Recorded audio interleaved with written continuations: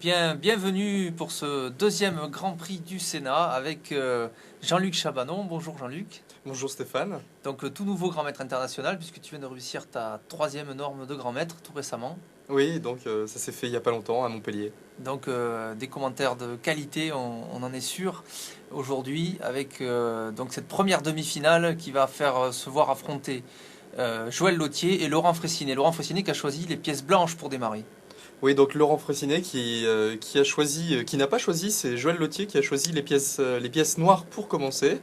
Mais de toute façon, Laurent préfère commencer avec les blancs. Donc, voilà, donc il aurait choisi quand même les blancs s'il avait tiré au sort. Tu vas rester comme ça, je vais passer à toi.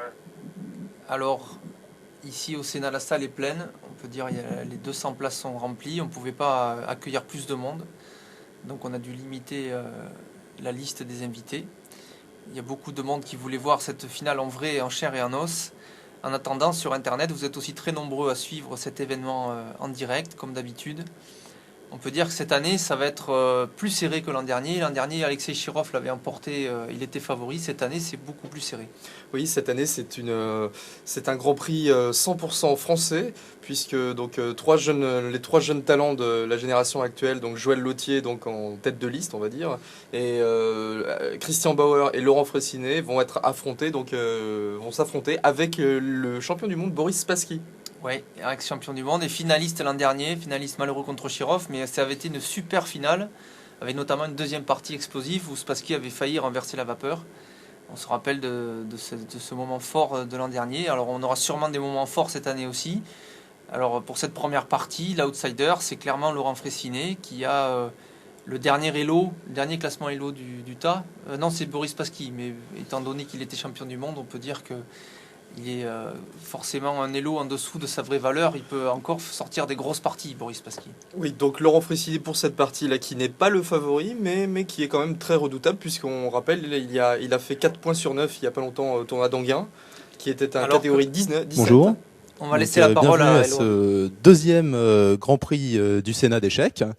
Donc je suis très heureux de vous accueillir aujourd'hui. C'est un événement. Donc je suis Éloi Roland, je travaille pour Canal Web Diagonale, une chaîne qui s'occupe du jeu d'échecs. Et on est très heureux d'être accueillis ici au Sénat pour organiser un tournoi d'échecs de parties rapides à élimination directe avec 4 champions d'exception. Il y a Joël Lautier, Laurent Fraissinet, Christian Bauer et Boris Spassky, le champion du monde de 1969 à 1972.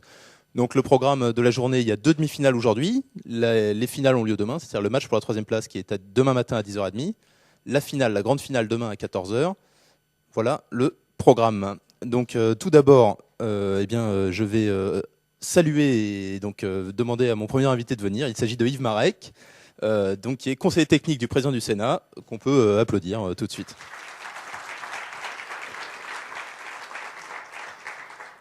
Bonjour, je voudrais vous souhaiter la bienvenue au nom du président du Sénat, qui ne peut pas vous accueillir parce qu'il est en ce moment chez Christian Bauer à Nancy, mais qui nous rejoindra peut-être demain.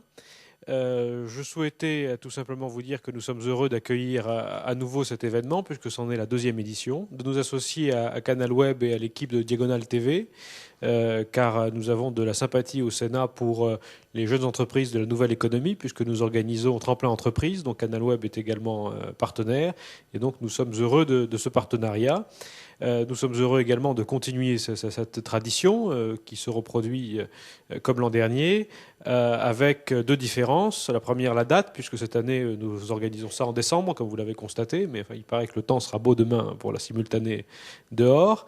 Et la deuxième, c'est que le Sénat a l'habitude de se renouveler par tiers, ce qui lui donne du changement dans la continuité. Cette année, nous renouvelons par moitié, puisque nous avons le plaisir d'accueillir Boris Spassky, qui l'an dernier nous a fait le plaisir de parties remarquables avec un sacrifice très beau contre Auchard et d'une partie très belle également contre Alexis Chirov, et Joël Lautier qui participait l'an dernier et qui n'a dû sa défaite qu'à une gaffe, comme ça arrive parfois dans une Grundfeld, si j'ai bonne mémoire, contre Chirov. Et puis de nouveau, qui représente la jeune génération que nous sommes heureux de saluer, Christian Boer et Laurent Fraissinet.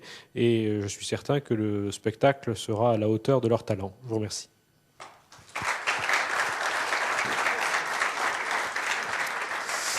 Merci. Alors, donc là, il y a la première demi-finale qui va avoir lieu. Ça va être le match Joël Lautier, qui est numéro 1 français depuis 10 ans, contre Laurent Fraissinet.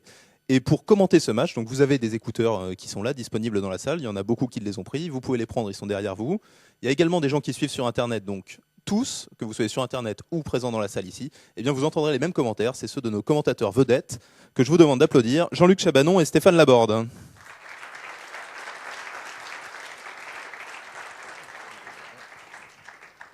Voilà, alors on va leur demander de dire un petit mot, déjà une première analyse sur le match, Laurent Fraissinet contre Joël Lautier. Donc Stéphane, qui est producteur de Diagonale, va tout de suite nous dire un mot spectacle. Ouais, mais Laurent Fraissinet, moi c'est un petit peu mon favori, parce qu'il est de ma région, il est de Dax, moi je suis de Bordeaux. Donc j'espère qu'on va avoir droit à un match surtout explosif. Et on sait que Laurent Fraissinet est un grand attaquant, et Joël Lautier aussi, donc ça va faire des étincelles. Merci Stéphane. Et de l'autre côté, nous avons tout nouveau grand maître international Jean-Luc Chabanon, qui vient de réaliser sa 3e norme et qui lui va commenter l'aspect psychologique et technique. C'est donc notre technicien. Alors Jean-Luc, un petit mot sur le match psychologiquement. Alors psychologiquement, on va dire que Joël Lautier est un joueur très expérimenté et Laurent Fraissinet donc vient tout juste de rentrer, donc on va dire dans le circuit des top joueurs. Donc ça va être un match assez important d'un point de vue psychologique, puisque l'un a envie de confirmer donc son statut de numéro 1 français et l'autre a envie d'un petit peu de créer la surprise et de faire l'exploit. Donc Joël Lautier le favori, Laurent Fraissinet l'outsider, c'est le match que nous allons voir tout de suite. Donc je vous remercie, on va continuer à vous écouter en cabine et merci. Alors maintenant, donc après notre hôte, après nos commentateurs, nous allons accueillir nos joueurs. Donc le premier, on en a déjà parlé. Donc il est jeune, il n'a que 19 ans. Il a été vice-champion du monde cadet. Il est grand maître depuis 2 ans déjà. Il est 5e junior au monde. Il est français. Il vient de Dax du Sud-Ouest. Il s'agit de Laurent Fraissinet, que je vous demande d'applaudir.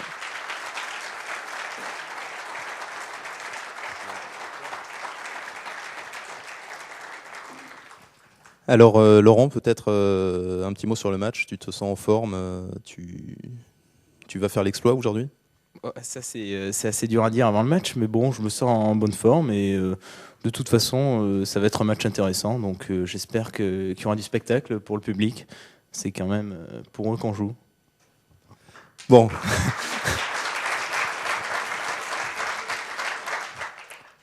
Également avec nous pour cette première demi-finale. Il s'agit donc du joueur qui est numéro 1 français depuis 10 ans, qui a aujourd'hui 28 ans, depuis quelques jours, qui vient de terminer 2e du Masters d'Anguin, qui a été sélectionné pour jouer la Coupe du Monde à Cannes avec Garry Kasparov, champion du monde junior en 1988, donc il y a un petit bout de temps à Adélaïde, alors qu'il n'avait que 15 ans. C'est donc un joueur d'exception, très, très fort, très vite et très jeune. Il domine les échecs français depuis plus de 10 ans. Il s'agit du numéro 1, Joël Lautier.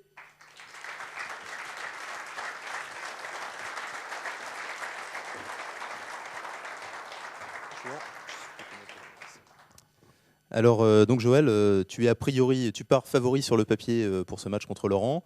Peut-être une analyse rapide du match. Est-ce que tu t'es bien préparé? Est-ce que tu as bien dormi? Est-ce qu'il ne te fait pas trop peur? Non, ça va, j'ai très bien dormi, effectivement.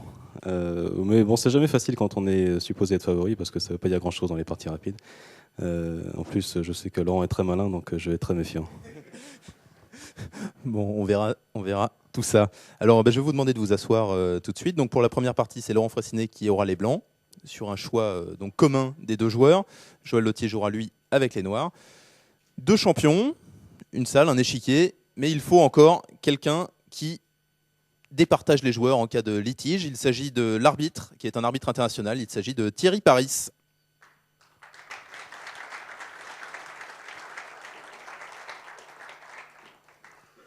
Donc bonjour Thierry. Alors peut-être il faut nous rappeler les règles de ce tournoi, c'est-à-dire la cadence, les enjeux de cette partie. Comment ça va se dérouler en cas d'égalité et quelle est la cadence? Donc on va faire un rappel. Donc ce sont des parties semi-rapides. Chaque joueur dispose de 22 minutes pour jouer sa partie, mais à chaque coup joué, 2 secondes seront créditées sur la pendule. Donc 22 minutes plus 2 secondes par coup. On fait ce match en match aller-retour, c'est-à-dire que Joël va jouer une fois avec les noirs, puis il aura la même partie contre Laurent, mais avec les blancs. En cas d'égalité, nous aurons une série de blitz de départage. Donc là, 2 blitz également, une fois avec les noirs, une fois avec les blancs, 5 minutes par joueur. S'il y a une nouvelle égalité, on refait une série de blitz à nouveau, donc 2 fois, une fois avec les noirs, une fois avec les blancs. Et si nous avons toujours l'égalité, nous aurons un ultime blitz de départage, où là, les blancs auront 5 minutes et les noirs 4 minutes à la pendule. Et obligation pour les blancs de gagner. Voilà, donc les règles sont simples. Donc maintenant, on va tout simplement éteindre les lumières, mettre les pendules en route et commencer la partie. Donc Joël Lautier contre Laurent Fraissinet, c'est tout de suite. Voilà, nous reprenons maintenant le commentaire avec Jean-Luc Chabanon. Une partie qui va s'annoncer passionnante. Voilà, les premiers coups ont été joués, E4, C5. On rentre tout de suite dans une sicilienne. Laurent Fraissinet qui est très déterminé puisqu'il a déjà tombé la veste en début de partie et qui commence par son coup favori E2 E4 et c'est une sicilienne, c'est une position que les deux joueurs connaissent très très bien puisqu'ils ont joué ce type de position il y a pas longtemps à Enghien, au tournoi d'Enghien. Donc Laurent Fraissinet qui va probablement jouer petit roc ou cavalier C3. Donc à Enghien il avait joué cavalier C3, peut-être une surprise pour cette partie. Donc cavalier C3 et G6, les joueurs répètent leur partie d'Enghien. Donc pour l'instant tout est préparé, tout a déjà été joué. C'est un débat théorique entre les deux joueurs et à ce moment-là Laurent Fraissinet donc en pleine réflexion. Quelle variante il va sortir donc pour cette partie, on ne le sait pas. Laurent Fraissinet donc qui avait fait 4 points sur 9 à Enghien alors que Joël Lautier lui avait fait 2e de ce tournoi. Donc un Joël Lautier qui avait fait 2e d'un catégorie 17, ce qui est exceptionnel, donc un tournoi avec de très très forts joueurs puisqu'il y avait le vice, il y avait Evgeny Bareyev qui a été finaliste de la Coupe du Monde. Oui, finaliste de la Coupe du Monde de partie rapide à Cannes qu'on avait retransmis sur Canal Web. Et il y avait aussi Akopian, il me semble. Et il y avait aussi Vladimir Akopian qui lui a été vice-champion du monde il y a 2 ans, je crois. 2000, oui. Exactement. Donc, 99, pardon. Donc Joël Lautier en pleine concentration. Voilà, donc on voit que les joueurs, donc là pour l'instant... Alors sur notre échiquier de démonstration, on peut voir alors que là, Laurent Fraissinet a choisi le coup H3. Il avait dit qu'il jouerait H3, Laurent Fraissinet. Ça a été répondu par Dame C7. H3 qui est un coup donc pas ordinaire, donc c'est un coup assez nouveau donc dans cette position, ce n'est pas le coup habituel puisqu'on a l'habitude de jouer petit roc dans cette position, mais je pense que H3 c'était probablement pour préparer E4-5 puisque le cavalier F6 n'avait pas de case, mais dame D8 C7 contrôle la case de 5, donc ce n'est plus possible. Voilà. Donc Laurent Fraissinet qui doit peut-être roquer dans cette position. Voilà, donc cette sicilienne qui est une ouverture extrêmement agressive.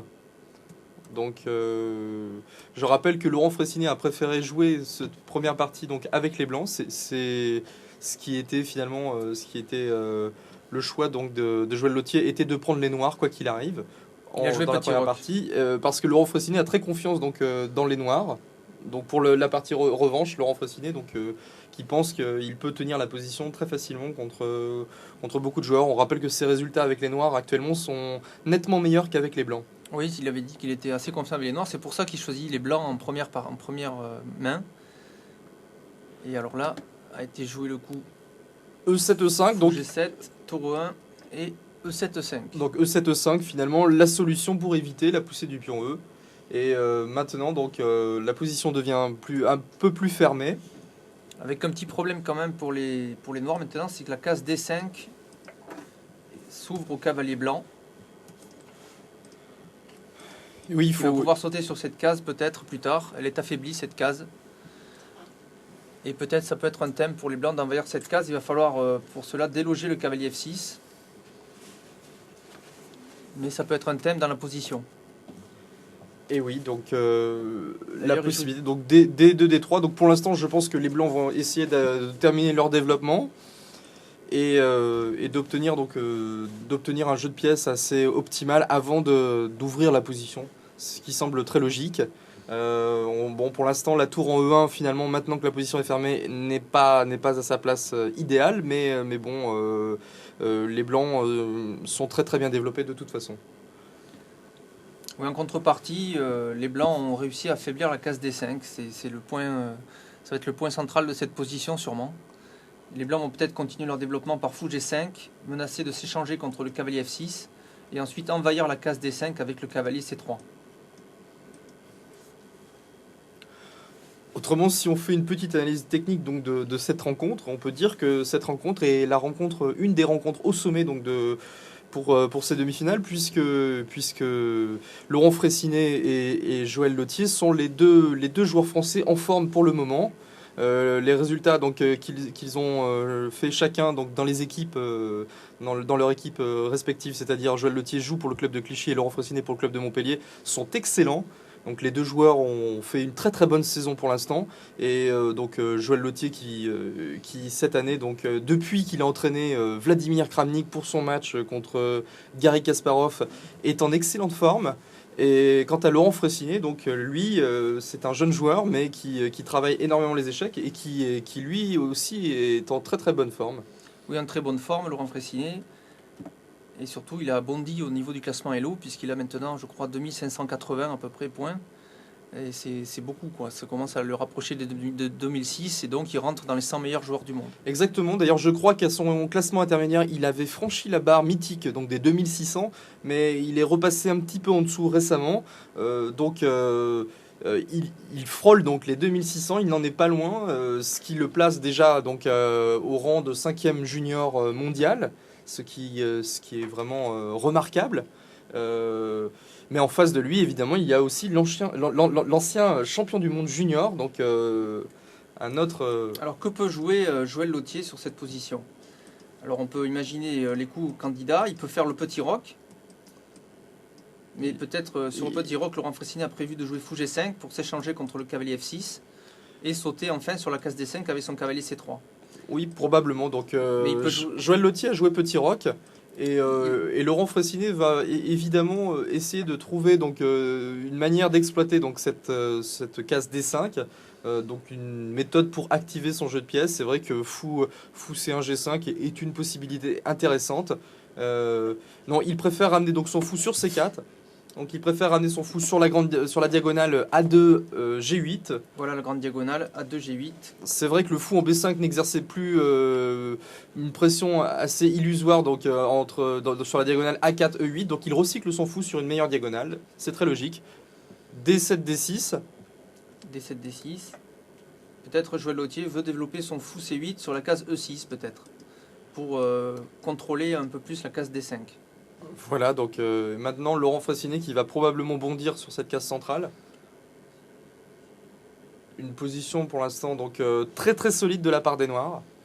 Et toujours ce trou sur la case D5, c'est le seul handicap de cette position avec les Noirs. Est-ce que Laurent Fraissinet va réussir à s'en emparer? C'est tout l'enjeu de cette position, tout l'enjeu de ce début de partie. Voilà, donc pour cette partie rapide, une cadence qui va laisser du temps aux joueurs, puisque les joueurs disposent de 25 minutes plus 2 secondes par coup.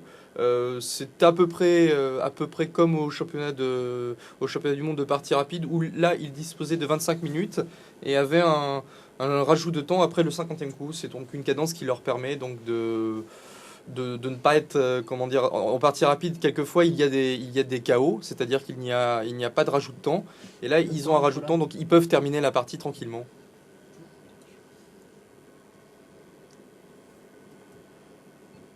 Donc Joël Lautier, toujours très concentré, Stéphane.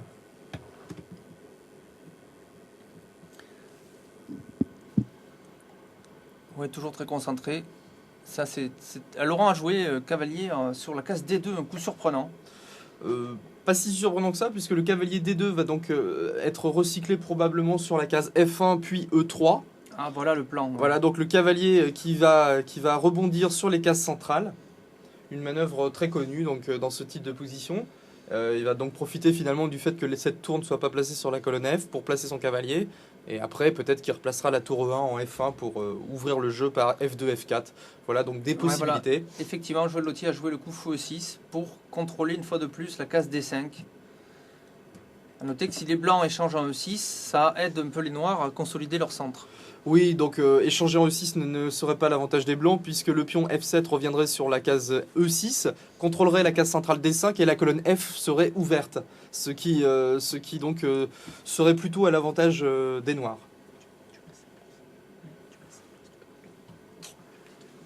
Donc cavalier D2 F1. Donc Éloi qui rentre en cabine, qui va donc nous donner ses impressions donc, sur cette position qui pour l'instant donc n'est qu'un début.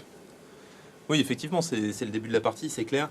Maintenant, Laurent Fraissinet a dit qu'il avait préparé, qu'il allait jouer H3 au 5e coup. Il l'avait dit hier, il avait pris un pari là-dessus. Effectivement, on remarque qu'il a joué H3 au 5e coup. Donc Laurent Fraissinet qui est très, très sport, puisqu'il annonce les coups qu'il va jouer contre le numéro 1 français, Joël Lautier.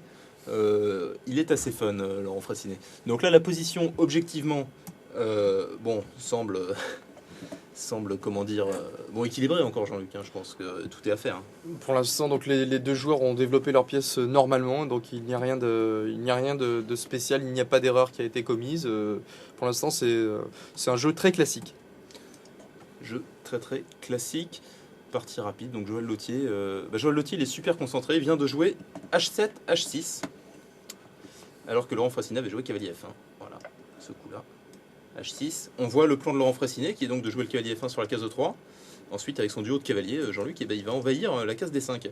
Alors, est-ce que ce choix d'ouverture a été bien fait contre Joël Lautier? Ah bah ça y est, ça joue vite d'ailleurs, ça joue vite. Il y a eu cavalier E3, cavalier E7. Voilà, donc cavalier E7. Pour l'instant, c'est une lutte pour les cases centrales, pour la case D5 plus particulièrement. Donc Joël Lautier qui ne veut pas qu'une pièce s'installe sur la case D5, il préférait voir un pion sur cette case. On le comprend logiquement, puisque si c'est un cavalier, le cavalier dominerait énormément de cases. Et si c'est un fou, le fou serait donc sur cette diagonale A2, G8, et il serait le seul, il dominerait complètement. Donc là, c'est la lutte pour la case centrale.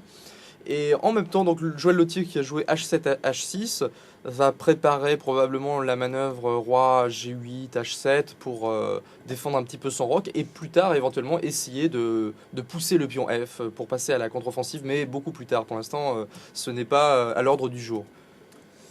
Effectivement, donc tout l'enjeu de cette position, Jean-Luc, c'est la fameuse case D5. La fameuse case D5 donc, qui est ici au centre de l'échiquier. Les noirs contrôlent au maximum, les blancs aussi.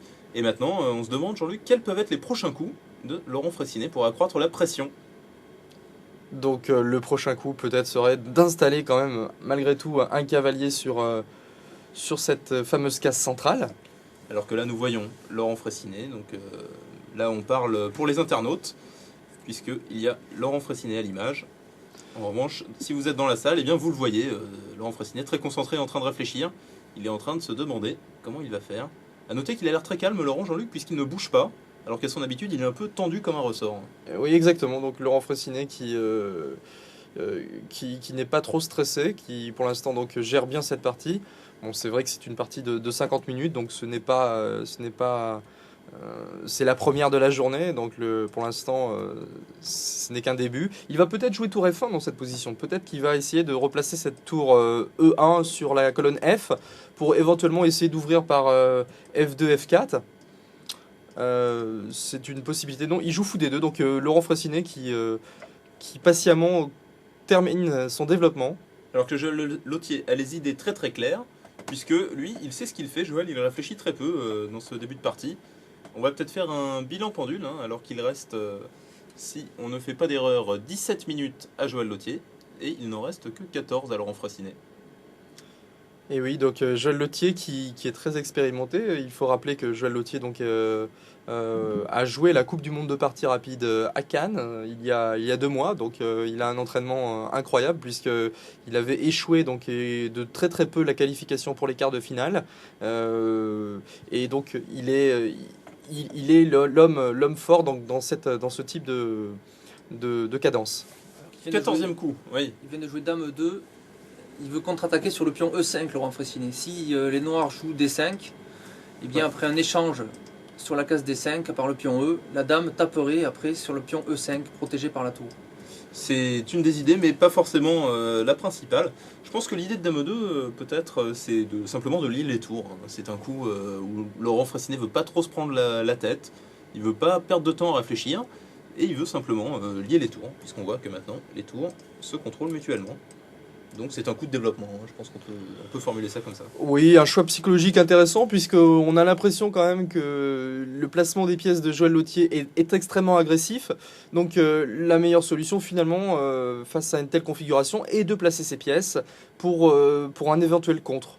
Donc une stratégie curieuse avec les blancs mais quand même très logique. Laurent Fressinet jouerait donc en contre. Alors on note dans cette position que les deux fous sont en prise simultanée, c'est-à-dire que chacun des fous peut prendre l'autre, ce qui engendrerait donc à ce moment-là, si les noirs prenaient un affaiblissement de la structure de pion des blancs, puisqu'ils devraient reprendre avec le pion D, et si c'est les blancs qui prennent le fou noir, eh bien il y a pion prend, mais dans les deux cas en fait, les pions doublés seraient un renforcement de structure, Jean-Luc. Oui, exactement. Donc il ne faut absolument pas prendre. Les fous ne peuvent pas se prendre, donc c'est très curieux. C'est ce qu'on appelle un véritable bras de fer. Donc les deux fous se regardent droit dans les yeux et ne peuvent pas s'échanger. Ils se regardent droit dans les yeux, alors c'est possible. En tout cas, Joël Lautier et Laurent Fressinet, eux, ne se regardent pas. Ils regardent la position. Et Joël, là, on sent qu'il va jouer un coup responsable. Et non, apparemment, un petit coup de Joël Lautier. Dame C7 en C8. Qu'est-ce que c'est que ça Alors peut-être, Jean-Luc, une analyse psychologique de ce coup, qui, par des moyens rationnels, aura du mal à être expliquée. Oui, donc Dame C7, C8. Joël Lautier donc, ne veut pas toucher à sa structure de pion. Il ne veut pas jouer de coups responsables, c'est une évidence. Alors un plan peut-être pour les Noirs dans cette position, c'est de taper sur la case H3 et peut-être de jouer cavalier F6 en H5 suivi de cavalier en F4. Cavalier H5, C8, cavalier F4. Oui, une autre explication à Dame C8 serait tout simplement de préparer la prise du fou en E6 par la Dame, ce qui permettrait toujours de contrôler la case D5 et qui lui garderait la possibilité vraiment d'obtenir un gros centre par F7, F5, donc le pion qui resterait sur F7. C'est une autre possibilité assez logique. Alors que Laurent Fressinet vient de jouer A2, A4. Hein. A2, A4, un coup curieux. On sent que Laurent n'a pas vraiment les idées claires. Hein. Il n'a pas vraiment l'air de faire de plan. Je sais pas, j'ai l'impression quand même A2, A4 c'est un début d'offensive à l'aile dame, donc Laurent Fressinet qui va plus tard jouer B2, B4 et qui commence donc à lancer donc, une offensive de pion pour affaiblir cette structure noire qui pour l'instant est assez indestructible. C'est possible, c'est possible. Laurent Fressinet très concentré et Joël Lautier qui vient de jouer D6, D5. Alors ça c'est un coup. C'est un coup qui en jette, c'est le coup libérateur. Hein. Alors là, ça va très vite. Pion prend D5. Cavalier F prend D5. Tous les joueurs jouent à tempo pour l'instant. Il peut y avoir un échange généralisé et une position égale qui a l'air de ressortir de ça, Jean-Luc. Oui, donc un échange généralisé, une position égale, une position peut-être avec un petit avantage blanc puisque leur structure donc serait plus saine et les pions noirs se retrouveraient en E5 et en C5 donc sur la case du fou G7. Ce qui serait peut-être un avantage, on va dire un avantage microscopique puisque les pièces noires sont quand même très bien développées. Oui, alors Voilà là, donc. il a joué un échange du cavalier E3 sur la case D5 suivi de cavalier prend. Voilà, donc toutes les pièces s'échangent, Toutes les pièces s'échangent. tour prend, et maintenant, fou C3. Voilà, donc fou C3, Laurent Fressinet qui place son fou face au pion noir E5. Voilà ce fou maintenant qui tape sur le pion E5, aidé par la dame et la tour. Et c'est protégé pour l'instant par la tour et le fou G7. Voilà, donc Laurent Fressinet qui va peut-être plus tard placer sa dame sur la case centrale E4. Et dans cette position, donc un avantage vraiment microscopique pour les blancs, mais une position très très solide. Donc Laurent Fressinet qui joue une partie très technique. Donc pour ce premier match, et on espère que la partie va quand même un petit peu s'animer parce que pour l'instant c'est un échange généralisé. Ce n'est pas très excitant pour l'instant, mais c'est quand même du jeu de très très précis. Ouais, pour l'instant là, cette partie s'achemine vers l'égalité. Donc dame C8, C6. Alors qu'autant il reste Ah, je vois pas bien. Et là, Joël qui place sa dame, qui rapproche sa dame donc du centre. Nicolas. C'est très logique, hein, il anticipe peut-être le coup dame E2, E4 pour préparer peut-être un échange de dames. Donc Laurent, qui a son habitude, va probablement essayer de rechercher une finale très technique. Car curieusement, donc Laurent, malgré son jeune âge, a quand même une technique assez incroyable. Donc dame C6 a été joué, suivi de dame E4. Des coups logiques.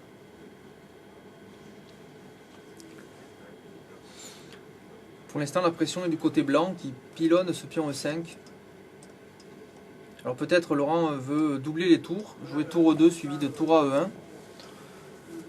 Exactement, ça pourrait faire partie des possibilités. Donc doubler les tours sur la colonne E et éventuellement donc peut-être préparer dans certains cas donc préparer des manœuvres donc sur ce pion E5 et peut-être ouvrir plus tard, on ne sait pas. En tout cas, il se garde plein de possibilités et on voit pas comment donc Joël va prendre l'initiative dans cette position.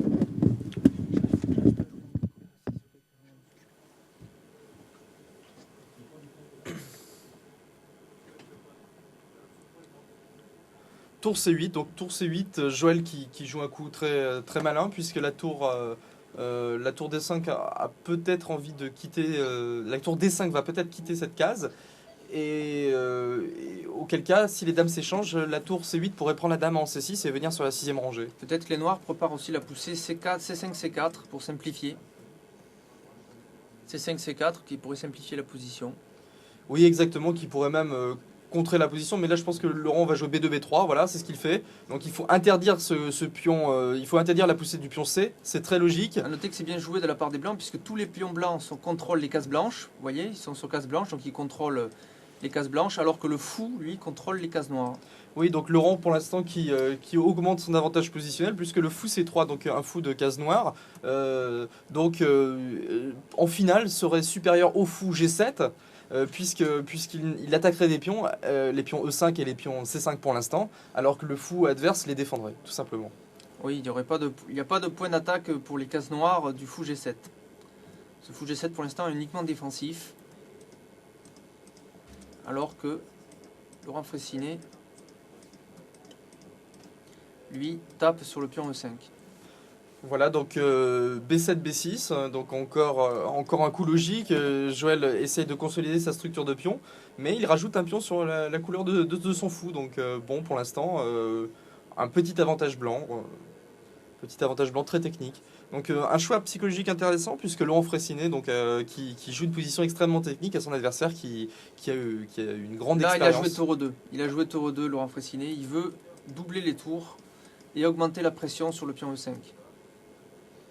Voilà, donc on peut peut-être aussi envisager, donc après la doublée des tours sur la colonne E, peut-être que la dame E4 va quitter cette case quand même, parce que la dame devant les tours, c'est pas très bien pour prendre le pion E5. Oui, elle pourrait venir notamment sur la case C4, peut-être cette dame, où elle serait bien placée, elle continuerait, elle ferait une pression peut-être un petit peu sur le pion F7 à travers la tour. Et elle pourrait également bondir sur la case A6, elle aurait d'autres possibilités, voilà, donc ce serait possible.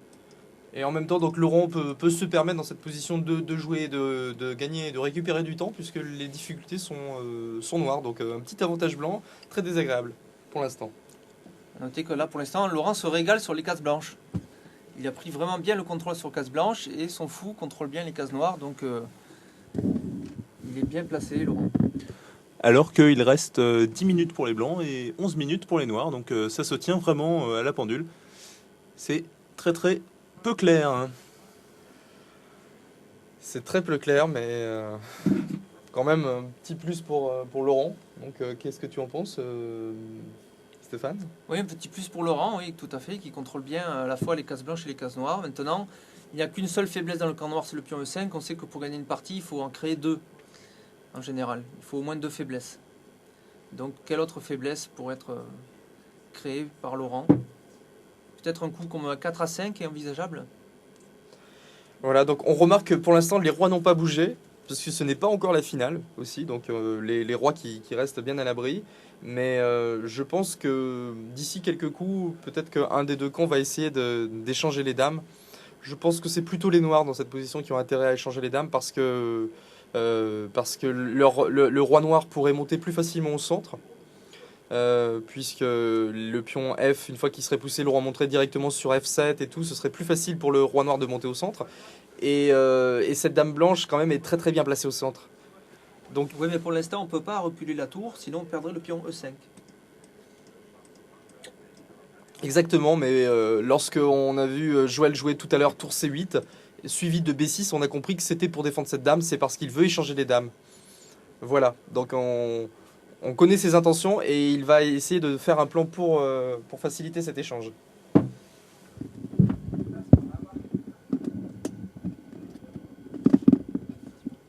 Donc Joël qui joue A6. Un coup logique, donc Joël qui s'apprête qui voudrait échanger un petit peu ses pions, qui voudrait jouer B6, B5, échanger les pions A, et peut-être plus tard jouer C5, C4, donc pour échanger un maximum de pions et rendre la position complètement égale. Alors, ça aurait l'avantage quand même pour les blancs de créer un pion passé.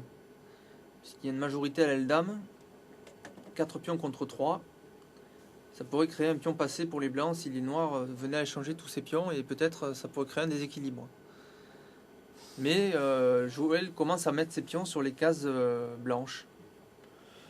Oui, donc créer un pion passé, oui, mais de toute façon, ce pion passé serait très difficile à avancer puisque les pièces, les tours, donc, seraient placées sur les lignes ouvertes immédiatement pour le contrer. Laurent Fraissinet va peut-être garder sa tour en A1, puisque si Joël joue B5, la tour A1 pourrait tout simplement jouer sur la colonne A. Oui, après B6, B5, on échange en B5, on échange sur cette case ici, le pion pourrait s'échanger et la tour pourrait bondir par exemple sur la case A7, où il aurait une grande action, notamment sur le pion F7. Voilà, donc Laurent qui joue Dame F3. Évidemment, il n'a pas l'intention donc de toucher cette tour 1 tout de suite. Il préfère manœuvrer un petit peu. Il semble quand même difficile de voir sa stratégie donc pour l'instant, puisqu'il ne crée pas de nouveaux contacts avec de nouveaux points d'action sur l'échiquier. Et donc pour l'instant, c'est vrai que la position s'équilibre un petit peu après ce coup à 7 à 6. Un coup très précis de la part de Joël. On peut supposer quand même que les blancs aillent doubler leur tour, ce qui obligerait là les noirs à défendre. Notamment placer la tour C8 peut-être sur la case E8. Oui, donc évidemment, en jouant Dame E4 F3, Joël se réserve la possibilité et Laurent se réservait la possibilité de jouer tour A E1.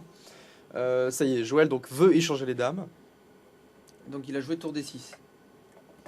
Alors, mais on dirait que ça perd le pion E5, mais il doit y avoir une pointe. Il doit y avoir une pointe. Si les dames s'échangent, eh bien tout simplement on reprend de la tour. Et si les blancs prennent le pion E5, eh bien on fait un clouage. C'est-à-dire que la tour C8 viendrait sur la case E8 et le fou ne peut plus bouger sous peine de perdre la tour E2. La tour E6 aussi, 14 C6 viendra E6.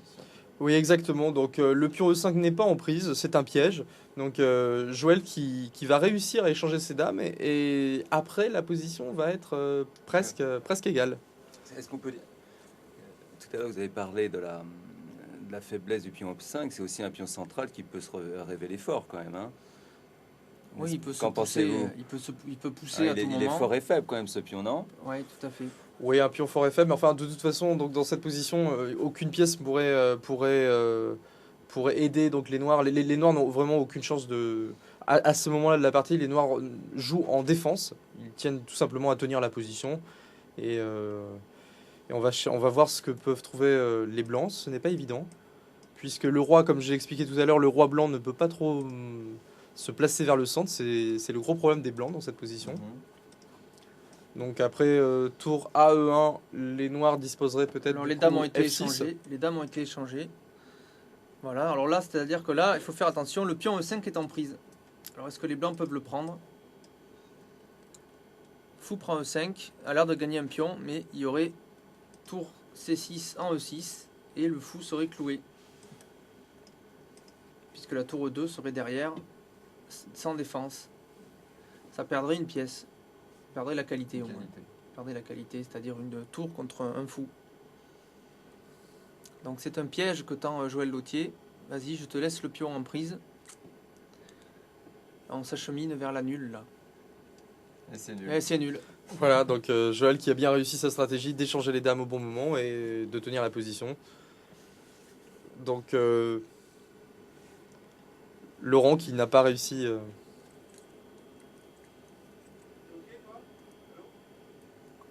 Voilà, la première partie nulle.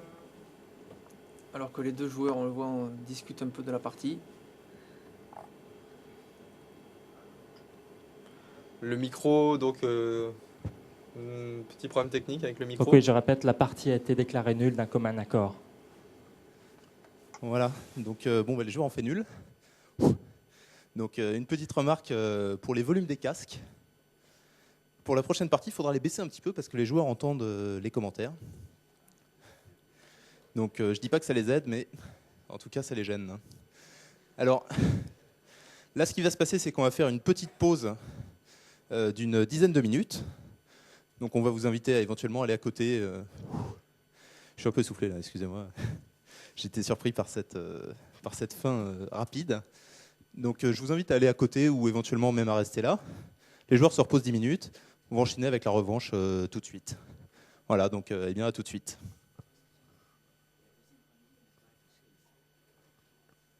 Oui, on a un petit problème avec ça.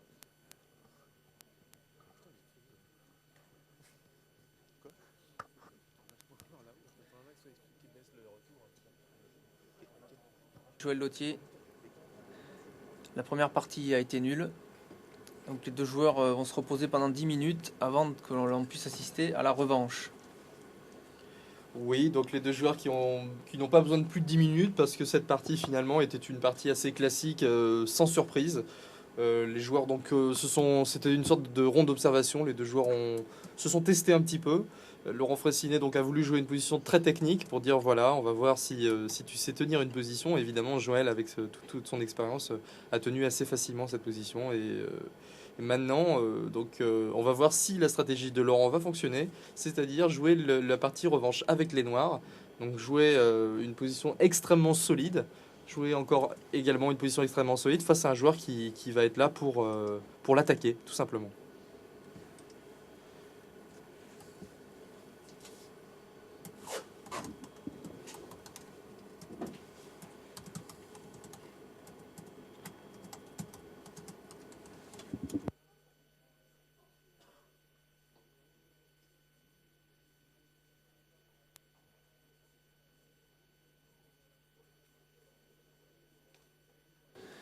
Voilà, donc Éloi Relange sur scène qui nous fait signe de continuer. Évidemment, si vous nous rejoignez sur Internet, on vous rappelle que cette première partie entre Laurent Fraissinet et Joël Lautier, Laurent Fraissinet avec les Blancs, s'est terminée par la partie nulle. Une partie finalement pas du tout explosive, on peut dire. Ça a été très technique, mais les Noirs ont réussi à égaliser sans trop de problèmes. Et oui, donc deux stars médiatiques se sont rencontrés puisque donc les deux espoirs donc des échecs français, Laurent Fraissinet et Joël Lautier, viennent de se rencontrer, mais ça n'a pas été un choc extraordinaire. Mais bon, c'est vrai que à ce niveau, les parties sont souvent très techniques, comme on peut le constater. D'ailleurs, Kasparov et Kramnik ont également joué des parties qui se sont terminées assez rapidement par la nulle, sans éclat. C'est le cas, et bon, la revanche probablement va être beaucoup plus tendue puisque les joueurs n'ont qu'un objectif, c'est gagner. Oui, et ils savent qu'en cas de partie nulle, de toute façon, on aura droit à des bliss de départage, donc tôt ou tard, on va avoir le feu sur l'échiquier. On va un petit peu rappeler la carrière des joueurs, donc Stéphane, est-ce que tu vas nous parler un petit peu de Joël Lautier? Ouais, Joël Lautier qui a été champion du monde junior le plus jeune de l'histoire, en 88 à Adélaïde, il avait 15 ans. Il a obtenu son titre de grand maître d'ailleurs à cette occasion, puisque quand on remporte le titre mondial junior, on devient en général grand maître dans la foulée. Et depuis, notamment on peut marquer que c'est un des rares joueurs au monde à être positif contre Kasparov. Il mène 2-1 sur un total de, je sais plus, de 10 parties, je crois. Exactement, donc Joël Lautier qui est positif contre Garry Kasparov, c'est donc ça a été le joueur qui a travaillé avec Vladimir Kramnik pour son match Brain Games, donc pour son match de championnat du monde il y a quelques mois, et qui a permis à Vladimir donc par sa préparation qui a permis à Vladimir de gagner ce match. Joël Lautier, donc, qui a quand même une petite particularité donc, dans sa carrière, c'est qu'il n'a jamais été champion de France. Il n'a jamais réussi à obtenir le titre de champion de France. Et probablement, donc, cette rencontre fait partie des rencontres qui sont très très importantes avant le choc qu'il y aura cet été donc, entre les deux joueurs. Donc, probablement un match avant d'autres matchs. Les joueurs donc, qui luttent pour cette première place. Il faut rappeler que la situation donc, dans les échecs français a complètement évolué, puisqu'il y a quelques années, Joël Lautier était de loin le seul numéro 1 français, et maintenant ce n'est plus le cas, Stéphane. Oui, c'est plus le cas, puisque numéro 1, il y a un numéro 1 sur la liste France qui est Vladislav Katchev. Oui, exactement, mais il y a aussi donc, beaucoup d'opposition à Joël Lautier, puisqu'il y a Étienne Bacrot, oui. qui a été 2 fois champion de France et qui est donc le jeune talent français. Il y a Laurent Fraissinet qui également a une carrière phénoménale puisqu'il a été 2 fois vice-champion du monde dans des catégories jeunes. Et il y a aussi donc Christian Bauer qui va jouer la 2e demi-finale contre Boris Spassky en fin d'après-midi. Oui, Christian Bauer qui est numéro 2 français à égalité avec Étienne Bacrot. Ça a été d'ailleurs la surprise du dernier classement, avec plus de 2600. Christian Bauer qui continue sa progression, mine de rien. Exactement, donc une surprise, pas vraiment, puisque en 96, il avait été champion de France devant des joueurs qui sont aux alentours de 2600 et qui ont 2600, comme le joueur Dorfman, donc le joueur canois, enfin du sud de la France. Et donc Christian Bauer qui également donc, a dépassé cette barre mythique des 2600 pour la première fois et qui tient bien à conserver donc, ce classement. Oui, qui tient bien à le conserver et même à l'augmenter. Christian Bauer qui continue son bonhomme de chemin, qui est passé professionnel maintenant il y a 2 ans et qui, sans faire beaucoup de bruit, finalement, progresse dans la hiérarchie mondiale. Il doit maintenant être dans les 60-70 meilleurs joueurs mondiaux. Voilà, et pour ce Grand Prix du Sénat, nous avons donc également un invité exceptionnel, c'est le champion du monde Boris Spassky. Alors Spassky, évidemment, c'est la légende, c'est le match le plus médiatisé de l'histoire du jeu d'échecs, peut-être avec les matchs Kasparov-Karpov, c'est le match Fischer-Spassky qui avait eu lieu en 72 et qui a permis à Spassky de se faire connaître, même s'il a perdu ce match. On peut dire que les noms des 2 joueurs sont liés, Fischer et Spassky. Exactement, un match qui a eu lieu à Reykjavik en 1972 et il faut savoir donc que à l'issue de ce match donc Bobby Fischer a obtenu le titre de champion du monde et pourtant ces 2 joueurs sont restés en très très bons termes après puisqu'ils ont joué un match revanche 20 ans plus tard. Et oui, à Stéphane. Exactement. Donc, en 92, un match qui avait fait la une de Libération notamment avec le titre Il revient, le retour de Bobby Fischer 20 ans après. Un match qui avait été d'ailleurs de très bonne qualité. Un match qui avait été de très bonne qualité. Boris en garde d'excellents souvenirs. Il a perdu le match, évidemment, mais c'était quand même un moment très très fort donc, dans l'histoire des échecs. Et Boris Spassky, qui a obtenu la nationalité française, donc, qui a quitté la Russie, donc l'ex-URSS, en 77, je crois. Ouais. Et qui donc s'est installé en France à l'époque où sévissait Anatoly Karpov donc sur la scène internationale et qui donc depuis donc a joué quelques fois pour l'équipe de France. Il nous a rendu plusieurs services, donc il a même joué à championnat de France, je m'en souviens puisque je le jouais en 91 à Montpellier. Et donc actuellement, sa carrière s'est un petit peu arrêtée, plus ou moins, puisqu'il continue à jouer régulièrement des tournois, donc des mémorials. Des mémorials, notamment récemment, il a joué le tournoi en Suisse qui célébrait l'anniversaire de Victor Korchnoi. Exactement, donc il a joué le tournoi en Suisse où il a bien figuré. Il est revenu en forme. Il nous a dit donc hier lors de la conférence de presse qu'il avait d'ailleurs joué quelques parties donc très très intéressantes, des parties qui méritent d'être regardées de plus près. Oui, tout à fait. Spassky qui reste un joueur à battre, un joueur d'un excellent niveau. Mais on n'est pas champion du monde par hasard, et quand on a été une fois champion du monde. On va rappeler aussi par exemple le cas Smyslov qui a été champion du monde en 58 et qui en 83 je crois avait fini en finale des candidats contre Kasparov, donc plus de 20 ans après. Donc un petit avis aux spectateurs de cette salle Médicis et aux téléspectateurs de Canal Web. Boris Spassky, sous ses allures grisonnantes, est tout de même très très redoutable. Ah oui, oui, très très redoutable, c'est clair. Il ne faut pas se rencontrer Spassky sans être préparé et affûté. C'est un vieux lion, mais il rugit encore.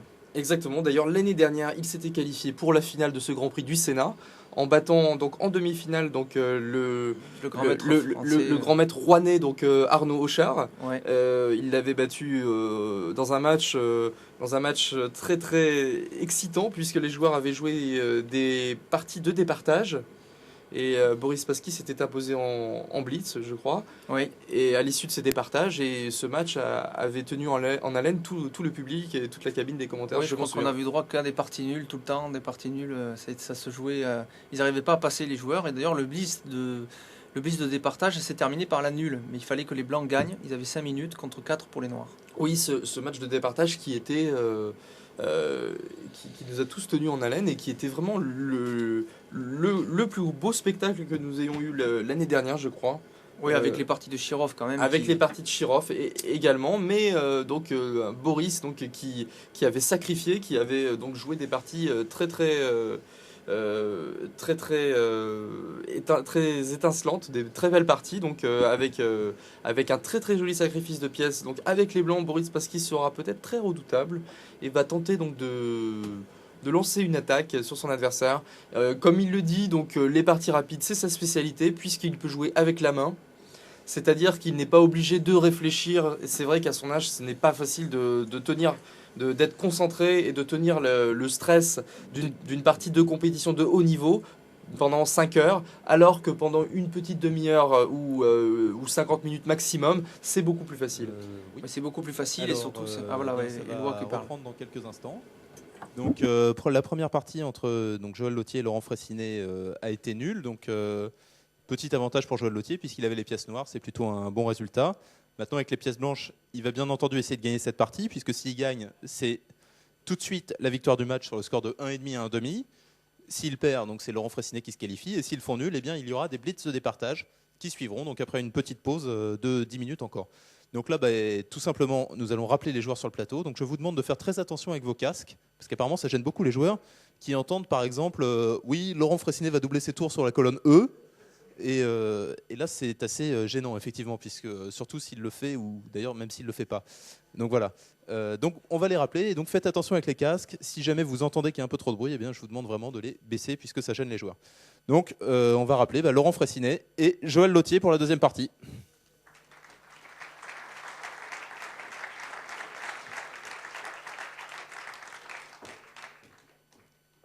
Donc je laisse la parole à monsieur l'arbitre pour lancer cette deuxième manche. Bien, donc on va démarrer. Je vous rappelle également de mettre le volume de vos casques au minimum, s'il vous plaît. Merci. Je vous demande le plus grand silence. Je veux lancer les pendules.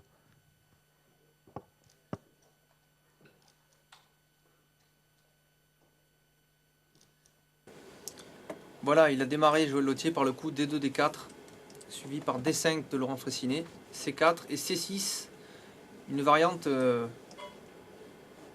Voilà, donc c'est parti pour cette revanche, pour cette deuxième partie donc, de ce match entre Joël Lautier et Laurent Fraissinet. Alors, Laurent Fraissinet avec les Noirs va jouer la défense slave, c'est sa spécialité. Et il est extrêmement confiant dans son jeu solide. Donc là, les joueurs jouent une position extrêmement connue puisque elle s'est jouée l'année dernière à Cannes entre Étienne Bacrot et Anatoly Karpov dans leur match. Et voilà, exactement la même partie. Donc Joël qui a préparé donc une position un petit peu inhabituelle, donc une position que Laurent n'a pas beaucoup joué, mais qui est tout de même extrêmement solide. Voilà, donc dame B3. Et dame B3, la dame fait pression sur le pion B7. Exactement. Et aussi sur le pion de D5, avec le pion C4. Donc voilà, donc dame B3, donc le cavalier en H4 qui est là pour prendre la paire de fous, mais Laurent attend un petit peu avant de prendre ce fou en G6. Il attendait un petit peu puisque la colonne H s'ouvrirait immédiatement. Et maintenant, donc, on va voir ce que fait Joël sur ce coup Dame B6. Il peut jouer une finale par C4, C5. C'est une possibilité. Il peut proposer une finale, mais je pense que Laurent refuserait dans ce cas de figure, puisque après Dame B6 prend B3, la colonne A se retrouverait tout simplement ouverte, et la tour A1 exercerait une pression désagréable sur la colonne A. En tout cas, c'est une position extrêmement connue que les joueurs jouent actuellement. F2, F3, il a joué. Joël Lautier. Donc les joueurs qui jouent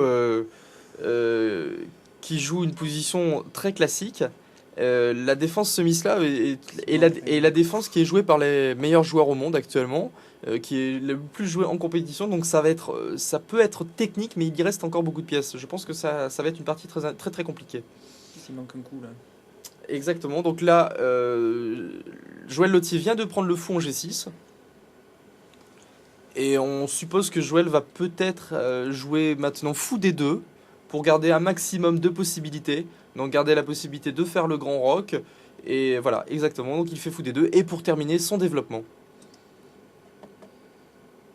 Alors la question qu'on se pose, c'est Laurent Fressinet va-t-il continuer son développement par cavalier BD7 ou va-t-il tenter quelque chose de plus... Non, il se développe de manière extrêmement classique. Aucune surprise pour l'instant. On constate que les deux joueurs contrôlent très très bien les cases centrales. Avec un duo D4-C4 légèrement supérieur pour les blancs. Mais bon, rien n'est clair pour l'instant, puisque la paire de cavaliers dans cette position est utile, puisque pour l'instant, la paire de fous blanche n'est pas très forte, les fous étant enfermés pour l'instant. Ouais. Voilà, grand roc. On peut dire que l'an passé, lorsque Karpov et Bacrot avaient joué cette position, la position noire avait montré, je crois, une grande solidité. Alors, on a l'impression que les blancs sont bien, hein, ils ont une belle position, mais c'est loin d'être facile pour passer. Hein. Qu'en penses-tu, Jean-Luc ? Oui, c'est loin d'être facile pour passer. On constate que la tour H8 déjà est extrêmement bien placée, puisqu'elle domine, donc elle rayonne donc, sur cette colonne ouverte. Elle tape le pion H2, ce qui explique le coup grand roc. Évidemment, on va pas placer son roi en G1 où l'aile roi serait légèrement affaibli. Plus tard, les noirs peuvent également exercer une pression désagréable sur la diagonale B8 H2, ce qui leur permettrait de provoquer un coup comme G2 G3 ou F3 F4. Qui serait responsable puisque les blancs abandonneraient donc certaines cases au centre et affaibliraient un petit peu plus les rois. Donc avec le coup fou F8 en D6. Exactement. On explique un tout petit peu donc aussi dans cette position les noirs avec cette structure donc D5 C6 E6 se gardent à n'importe quel moment la possibilité donc de réagir au centre. Ils ont un centre très solide, ils tiennent leur structure de pion et en même temps ils peuvent réagir à n'importe quel moment. Ce n'est pas à l'ordre du jour puisqu'ils sont moins bien développés. Là pour l'instant les noirs doivent choisir donc leur stratégie pour placer le roi noir. Qu'en penses-tu ? Ils vont certainement choisir le grand roc, non ? Ça paraît plus sûr ici pour les noirs, non ? Oui, donc le grand roc est possible, mais je pense que Laurent va peut-être dans cette position développer son fou. Le fou F8.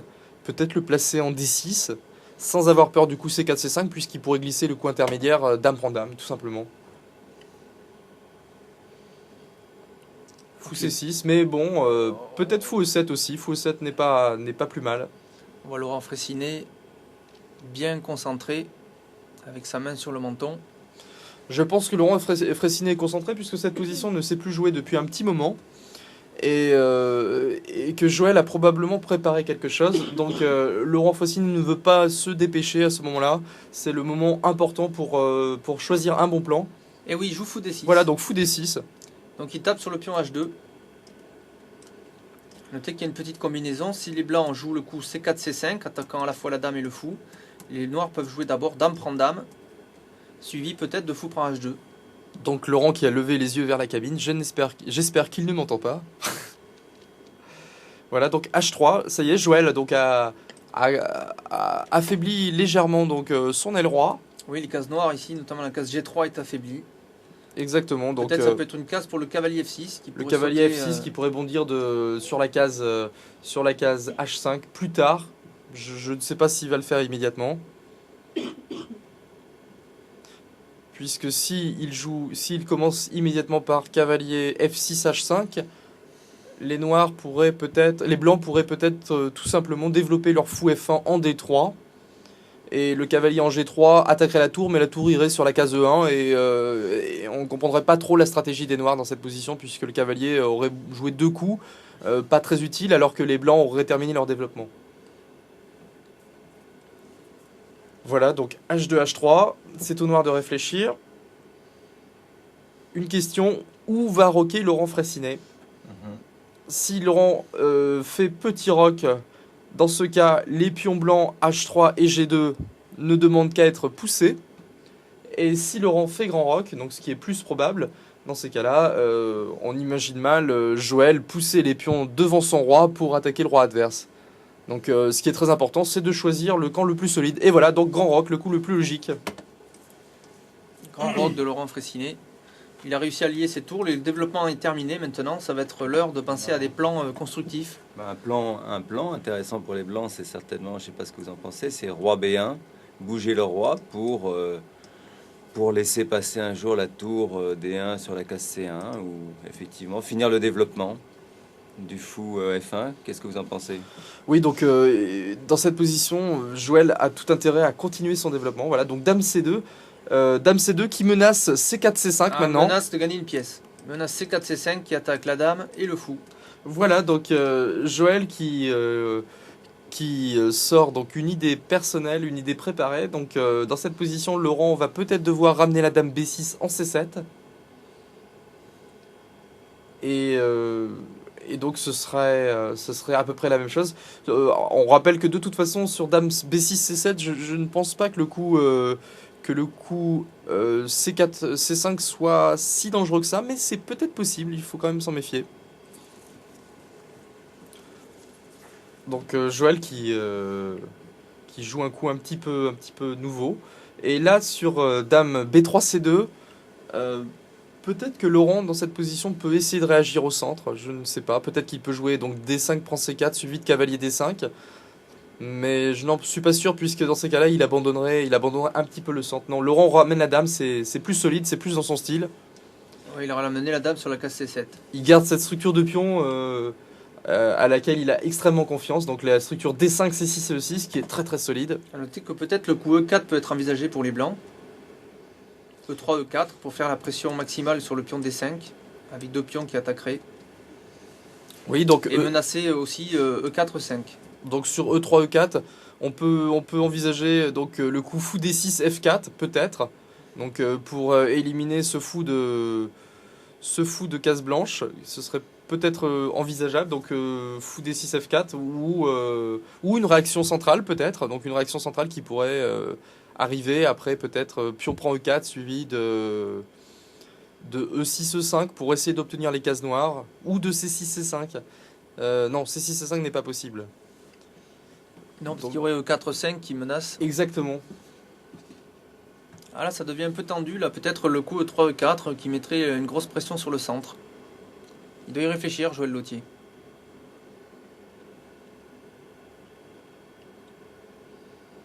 Peut-être il veut terminer son développement aussi, jouer peut-être fou D3, suivi de tour H1 avant de jouer E3, roi E4. B1, il a joué roi B1. Roi B1. Je suis content. Il a joué roi B1, il veut peut-être effectivement, comme disait Bertrand, mettre la tour sur la case C1 et avec la dame faire pression sur la colonne C. Oui, et de toute façon, comme je l'ai expliqué, après E3, E4, il y avait peut-être le coup fou D6, F4 pour échanger les fous et donc obtenir les cases noires en compensation. Après roi B1, il peut peut-être préparer plus sérieusement le coup E4, car le coup fou D6, F4 serait beaucoup moins gênant à cause de fou D2, E1. Ah, tour C1. Tour C1, donc les joueurs qui jouent un match assez fond de cours, puisqu'ils jouent beaucoup de manœuvres, de pièces, avant de prendre des décisions au centre, comme tout à l'heure. Roi B8 et Roi B8 et tour D1, C1. Donc tu appelles ça un jeu de fond de cours. Alors, qu'appellerais-tu un jeu à la volée? Exactement, un jeu à la volée, on va voir plus tard. On espère que on blitz de départage, il y aura un jeu à la volée. Et on rappelle donc que si les joueurs font match nul, s'ils font un partout, ils vont jouer donc un blitz de départage et ça sera à la volée. Ça sera probablement beaucoup plus rapide et avec peut-être plus de fautes, mais en même temps plus de spectacle, enfin plus de tactique, de pirouettes, on va dire. Cette position, elle recèle encore beaucoup plus de possibilités que la précédente. Ah oui, donc une position, évidemment. Donc la raison principale, c'est que très peu de pièces ont été échangées dans cette position. Un cavalier contre un fou seulement. Il reste toutes les pièces, donc forcément la position est extrêmement complexe. En plus, c'est ce qu'on peut dire que cette position est souple, puisque les possibilités centrales sont multiples. Donc les blancs ont la possibilité d'installer 3 pions au centre par E3, E4, auquel cas les noirs devraient réagir assez violemment. Et ils ont aussi la possibilité donc de jouer d'autres coups, mais je crois que le coup principal dans cette position c'est surtout E3, E4. Mais sur E3, E4, je suppose que Laurent Fraissinet va probablement prendre en C4 et essayer après d'échanger ce pion D4 par peut-être E6, E5 afin d'éliminer donc tous les pions centraux et de s'installer après sur la colonne D avec sa tour et de faire jouer ses cavaliers. Donc un plan à long terme, mais un plan assez envisageable. Bon, il se trouve que Laurent dans cette position doit placer ses pièces utilement dans ce but. Et là, il n'a pas énormément de choix faciles à faire. Puisque ses cavaliers sont très bien placés sur ces cases-là. Le fou en D6 également est très très bien placé. Laurent Fraissinet doit peut-être prendre en C4 dans cette position. Peut-être prendre en C4. Il doit peut-être prendre en C4 et après fou prend C4. Peut-être essayer de réagir par E6, E5. Ce n'est malheureusement pas possible. Il y aura le pion F7 en prise. Puisqu'il y a le pion F7 en prise, donc il devrait commencer probablement par cavalier D7, B6, suivi de E6, E5. Donc Et D7, B6 n'est pas possible à cause de C4, non, C5. pion prend C4 d'abord, fou prend C4, cavalier D7, B6 et E6, E5. Voilà. L'idée dans cette position, Jean-Luc, c'est donc d'essayer pour les noirs de se libérer au centre. C'est bien ça. Exactement. En échangeant, en faisant quelques échanges, j'ai essayé de se donner un peu d'air parce qu'ils ont quand même un peu moins d'espace que les blancs. Oui, tout à fait. Donc les noirs qui ont intérêt à échanger un petit peu, donc quelques pièces au centre pour donner un peu d'air à leurs cavaliers et puisque là ils sont quand même un petit peu resserrés sur 6 rangées. Leurs pièces qui sont un petit peu à l'étroit pour l'instant, mais qui ne demandent qu'à jouer puisqu'elles sont quand même toutefois bien placées. Il y a un coup intéressant aussi dans cette position que Laurent peut jouer, un coup assez curieux, c'est le coup G6, G5. Avec quelle idée? Donc le coup G6, G5 qui serait donc tout simplement dans le but de lancer une petite initiative donc à l'aile roi et d'essayer de fixer un petit peu donc ces pions affaiblis, donc de toujours contrôler certaines cases stratégiques à l'aile roi. C'est un choix assez intéressant. Par exemple donc sur E3, E4 après G6, G5, Laurent aurait peut-être la possibilité donc de poser son fou D6 en F4 comme tout à l'heure, comme on l'a signalé. Sa dame C7 n'aurait pas besoin de défendre ce fou et il pourrait plus tard venir avec ce cavalier F6 sur les cases noires affaiblies. Non, il a joué cavalier B6. Mais donc Laurent a joué le premier choix, donc D prend C4 suivi de cavalier B6. Fou prend C4, cavalier B6. Voilà, donc voilà qui laisse aux blancs 2 pions centraux, E3 et D4, contre un seul pour les noirs, le pion E6. Donc une majorité centrale pour les blancs. Donc, finalement, ce qu'on peut dire, c'est que la méthode de liquidation de Jean-Luc est assez classique. Hein, c'est-à-dire on prend ici dans ce genre de position, on échange et on essaye de libérer ses pièces. C'est un moyen quand même relativement classique. Qu'est-ce que tu peux en... Oui, c'est un moyen relativement classique. Donc, à la seule différence, c'est que dans les positions classiques avec le petit roc de chaque côté, on joue en général C6, C5. Dans cette position, je pense que les noirs vont plutôt jouer le pion E. Dans cette position, le pion E6 en E5. C'est le coup le plus intéressant. Et conserver ce pion C6 comme barrière naturelle, donc barrière défensive pour le roi noir. C'est quand même ce qu'on peut dire, c'est que finalement les deux joueurs ici, et ça c'est très important, font un effort stratégique, c'est-à-dire qu'ils font bien attention au centre. Toutes ces dernières manœuvres ont pour but de se libérer au centre de l'échiquier. prend dans C4, comme on vient de le voir, jouer cavalier B6 qui gagne un temps sur l'attaque du fou en C4 et après certainement jouer E5. Tout ça pour ouvrir la position et donner de l'air un peu à ses pièces. Hein. Exactement. Donc l'intérêt maintenant, c'est que la dame C7 protège le pion F7. Voilà. Donc si le fou recule sur la case B3, on peut jouer aussi E5. C'est ce que souligne donc à travers le commentaire de notre ami Stéphane, c'est la libération des pièces noires qui étaient engoncées, qui manquaient d'espace il y a de ça quelques instants et qui d'un seul coup ont beaucoup plus de possibilités. Oui, donc les noirs qui pour l'instant, donc si on doit évaluer la position, ont une position tout à fait tenable, donc une position très tout à fait équilibrée. Et d'ailleurs, Joël dans cette position a quelques soucis, semble-t-il. Alors c'est important de dire, c'est que tu connais très bien Jean-Luc Laurent, puisque vous êtes très très copains. Alors il a quand même pas eu beaucoup de chance en tirant Joël, qui est quand même le grand favori de ce tournoi au premier tour, mais visiblement il s'en sort bien là quand même. Hein. Il a l'air de jouer très très sérieusement, solidement, mais c'est ce qu'il faut faire contre un champion comme Joël. Oui, il a joué fou B3, Joël. Fou B3 et E5. Donc, E5 a été joué. Joël donc Laurent Fraissinet qui joue une position qu'il connaît extrêmement bien. Donc cette position lui a rendu des services à plusieurs reprises. Et dans cette configuration, il est probablement aussi fort que Joël. Et c'est une position qu'il maîtrise. Donc c'est probablement la position qu'il connaît le mieux aux échecs. Et avec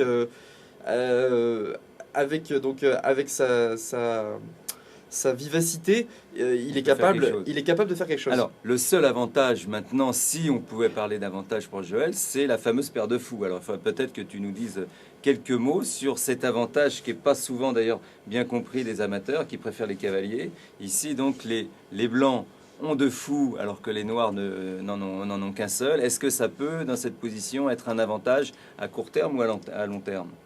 Oui, dans cette position, ça sera probablement un avantage à long terme, puisque donc la paire de fous donc pourrait jouer si les pièces s'échangeaient et que la position s'ouvrait.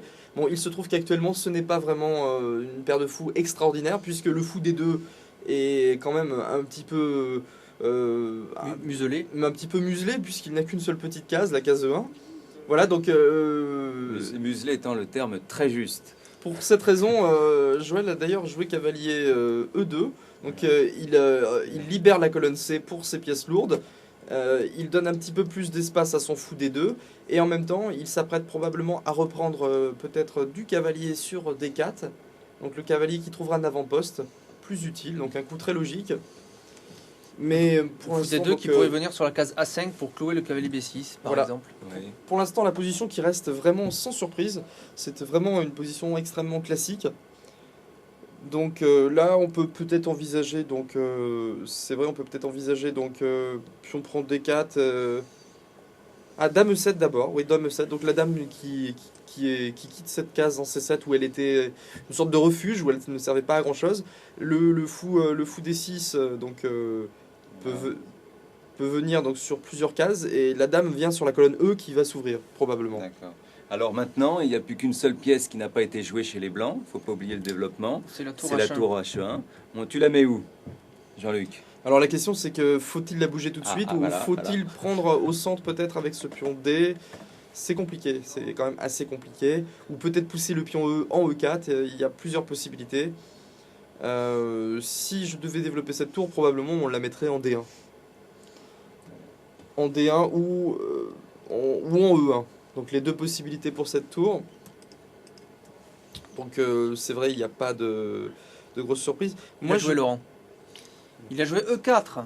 Coup surprenant. Alors voilà. Donc voilà. Ça c'est un coup qui après tour HD1. Il a joué tour en D1, Joël, et Laurent a répondu par E4. Coup surprenant, mais l'idée c'est d'enfermer ce fou D2. Oui, qui est maintenant pris par ses propres pions. Exactement, donc l'idée de Laurent est d'enfermer le fou D2, mais c'est aussi de fixer le pion en E3. Donc Laurent Fraissinet qui fait plus que tenir la position dans cette position, et en même temps il fixe certains... Et puis il y a une menace concrète. Il y a donc une menace concrète, donc pion prend F3 suivi de tour prend H3 qui gagnerait un pion. Alors là, ça c'est un coup, ça c'est ce qu'on appelle une position critique. C'est que là, il va falloir faire... Qu'est-ce que peut bien faire Joël Lautier là-dessus ? A priori, prendre en E4 avec le pion, c'est idiot, parce que ça permettrait au cavalier F6 de reprendre et d'avoir une position centrale fantastique. Et jouer F3, F4, c'est pas un coup qu'on a envie de faire, ça. Hein. La menace des noirs, c'est de prendre en F3. Oui, bien sûr, oui. Et en cas de reprise du pion, c'est la tour H8 qui viendrait gober le pion H3. Donc Joël qui a peut-être à sa disposition un sacrifice de pion. Il peut peut-être jouer cavalier E2, C3 pour essayer de renforcer le centre. Et si le pion E4 prend F3, il reprend du pion G, donc il ramène un pion vers le centre. Mais sur tour prend H3, donc sur tour prend H3, il aurait peut-être la possibilité de jouer E3, E4, qui menacerait donc E4, E5 pour gagner une pièce. Et donc en échange du pion, il aurait un fort centre.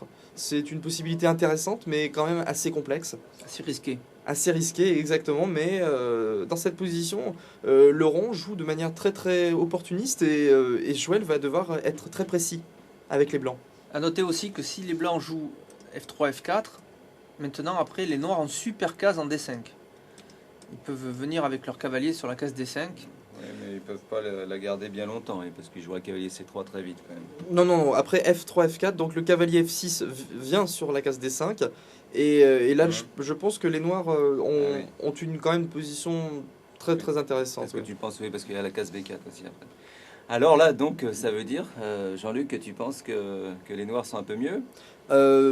Tout dépend des conséquences du sacrifice de pion que j'ai proposé tout à l'heure. D'accord. Bon, il faut peut-être que tu le réexpliques parce qu'il était un peu compliqué. Donc le sacrifice de pion pourrait survenir après cavalier E2, C3. Alors on va le montrer. Le cavalier E2 ici pourrait venir sur la case C3, attaquant le pion E4. Voilà, donc et sur la prise du pion E4 en F3, G prend F3, tour prend H3 et E3, E4 avec un gros centre. Alors la question que je me pose donc actuellement, c'est aussi qu'est-ce qui se passe après un coup hyper réaliste comme F3 prend E4 tout simplement. F3 prend E4, donc voilà, donc on ne veut pas perdre de pion. Alors tout simplement on prend le pion en E5, cavalier prend E4 probablement. Cavalier prend E4. C'est vrai que cette position semble quand même difficile pour les blancs. Le cavalier en E4 a un avant-poste fantastique. Le pion E3 derrière est affaibli. Et mais c'est vrai que tu as raison, hein. Au fond c'est peut-être la situation. Parce qu'après on peut jouer cavalier C3 aussi avec les blancs. Et finalement, là on va à l'autre concept, je crois, dont vous aviez déjà parlé tout à l'heure, c'est que le fou en D2 est un mauvais fou. Non. Donc alors il reste combien de temps? En tout cas, ce qui est sûr, c'est que voilà, là, on a vraiment une position critique parce que les deux joueurs, enfin surtout Joël dans cette position, prend du temps parce que il sait que c'est réellement dans ce genre de position qu'on peut perdre une partie ou qu'on peut la gagner d'ailleurs. Hein? Oui, il se passe des choses très compliquées à cet instant de la partie. Et c'est vrai que moi, je sacrifierais le pion. Alors, parce que... Vous savez que Jean-Luc Chabanon vient d'obtenir sa 3e norme de grand maître. Tour F1, donc Joël qui a trouvé une autre solution, une solution intéressante également, c'est que, ok, sur la prise en F3, il va reprendre de la tour, et c'est vrai que le pion E est un petit peu arriéré, un petit peu faible, le pion E3 après, le pion blanc, mais la tour F3 va défendre ce pion E3, et en même temps, elle va exercer une pression intéressante sur la colonne F. Donc voilà l'idée. Ce qui fait que le cavalier F6 ne pourrait pas bondir sur la case centrale E4, puisque le pion F7 sauterait immédiatement. Voilà. Donc tour F1, un autre coup très très logique. Donc Joël qui, plutôt que de sacrifier un pion et de rentrer dans des complications, choisit la voie de la sagesse, c'est-à-dire... Il menace pion prend E4. C'est-à-dire donc voilà, donc consolider sa position toujours. Il menace pion prend E4, Joël. Donc Laurent Fressine dans cette position va peut-être, c'est vrai que comme il menace pion prend E4, il va peut-être prendre un F3 et après essayer de boucher la diagonale B3 G8, enfin la diagonale du fou en B3 par un coup de cavalier, peut-être par le cavalier B6. Ils ont joué quelques coups là. Ah, ils ont joué. Il a joué cavalier B6 en D5. Donc cavalier B6 D5 d'abord, c'était très judicieux avant de prendre un F3 et là F4. Eh ben dis donc. Voilà, donc F4 très logique. Tour C8 très logique maintenant F4 puisque donc de toute façon le pion E3 a été fixé et la configuration donc des cavaliers en F6 et en D5 n'est pas la meilleure sur la poussée du pion F4. Il vaudrait mieux que l'autre cavalier soit en D5 et que le cavalier soit en B6, auquel cas les noirs pourraient réagir plus rapidement à l'aile roi. Et on en est où à la pendule, Stéphane, là? Tu sais? Eh bien non, je sais pas. J'arrive pas à voir. On voit pas très bien donc, sur Ça, c'est embêtant. de la cabine. J'ai l'impression que les blancs ont... Il reste, je crois, 9 minutes. 9 minutes au blanc, blanc, c'est ça? Contre 10 au noir. 10 au noir. 10 au noir. Voilà, donc là, ça va. Mais ça va, forcément, ça va jouer sur dans cette position compliquée. Ça risque de jouer quand même le temps. Voilà, donc Laurent Fraissinet qui s'apprête probablement à ouvrir la position. Il prépare, donc la dame étant en C2, il prépare peut-être la poussée C6, C5 maintenant. Ce qui lui permettrait donc d'attaquer plus facilement. Donc la dame en C2 va se retrouver mal placée, il va falloir boucher un petit peu sa diagonale. Peut-être cavalier E2, C3. Roi A1. Roi A1. Quel coup? On dirait un coup d'attente. On dirait un coup d'attente. Alors ça, c'est un coup curieux, roi A1, parce que ça met le roi en position de mat du couloir, alors qu'il ne l'était pas. Et Laurent Fraissinet réagit tout de suite par C6, C5. Ça y met le feu à l'échiquier, Laurent Fraissinet, là. On sent notre ami, c'était le Bordelais Stéphane Laborde. Il y met le feu à l'échiquier, il menace de prendre en D4 et de gagner un pion, puisque la tour C8 attaquerait la dame. Donc Laurent Fraissinet qui se prend la tête, là. Il se prend carrément la tête sur l'échiquier et qui est très déterminé, ça se sent. Alors C6, C5, maintenant que va répondre Joël sur cette offensive? Peut-être qu'il va ramener la dame en B1, timidement, pour justifier roi A1 et permettre finalement un échange général des tours, ce qui lui permettrait de tenir la position. Alors on rappelle que dans cette position, la paire de fous ne joue pas énormément, puisque le fou des deux ne joue toujours pas dans cette position. Et il risque de ne pas trop jouer, puisqu'un cavalier en D5 attaquant constamment le pion E3 va le fixer sur cette case D2, tout simplement. Alors maintenant, vous pensez quand même que les noirs sont mieux. Allez. Il semblerait que les noirs sont mieux. Non, les noirs sont mieux depuis quelques coups. Depuis quelques coups, oui. Depuis le coup E4, il semblerait que Laurent Fraissinet ait réussi à mettre la pression dans l'esprit de la position. Voilà, donc peut-être que aussi Joël n'a pas eu envie de sacrifier un pion, puisqu'après E4, il y avait la possibilité quand même d'essayer de jouer avec ses pièces. C'était une autre possibilité. Mais ça, c'est toi qui aimes sacrifier les pions, Jean-Luc. Oui, mais il y a un joueur qui a fait des très beaux sacrifices et qui... C'est qui? C'est Kasparov. Ah, oui. Kasparov qui joue des parties assez sauvages parfois. Est-ce qu'un jour Kasparov viendra au Grand Prix du Sénat Canal Web? Il est venu l'an passé pour présenter son émission. Dame C4. Voilà, donc Joël Quel coup surprenant. Donc non, pas tant que ça, puisque la dame veut rentrer dans l'action dans cette position. Sur pion prend D4, Joël va probablement reprendre de la dame en D4. Il n'a pas le choix, il faudra reprendre de la dame, oui. Oui, mais c'est un bon coup, la dame sera centralisée. Et il a une petite parade à fou C5 qui attaquerait la dame. Ce serait peut-être le coup dame D4, E5 échec. Voilà, donc C5, dame C4, qu'est-ce que tu en penses, Éloi? Non, rien pour le moment. C'est très très compliqué, mais j'aime bien la position de Laurent Fraissinet. Alors qu'autant il reste... c'est difficile à dire, on dirait qu'il reste 7 minutes au blanc contre 8 minutes 30 au noir. C'est A6, il vient d'être joué. A6. Alors. Ah là là, peut-être pour jouer B5, et oui. Les noirs veulent jouer B5, menaçant C4. Enfermant complètement le fou de case blanche. Par exemple, oui. Donc pour l'instant, le challenge stratégique, c'est simplement donc l'activité des pièces.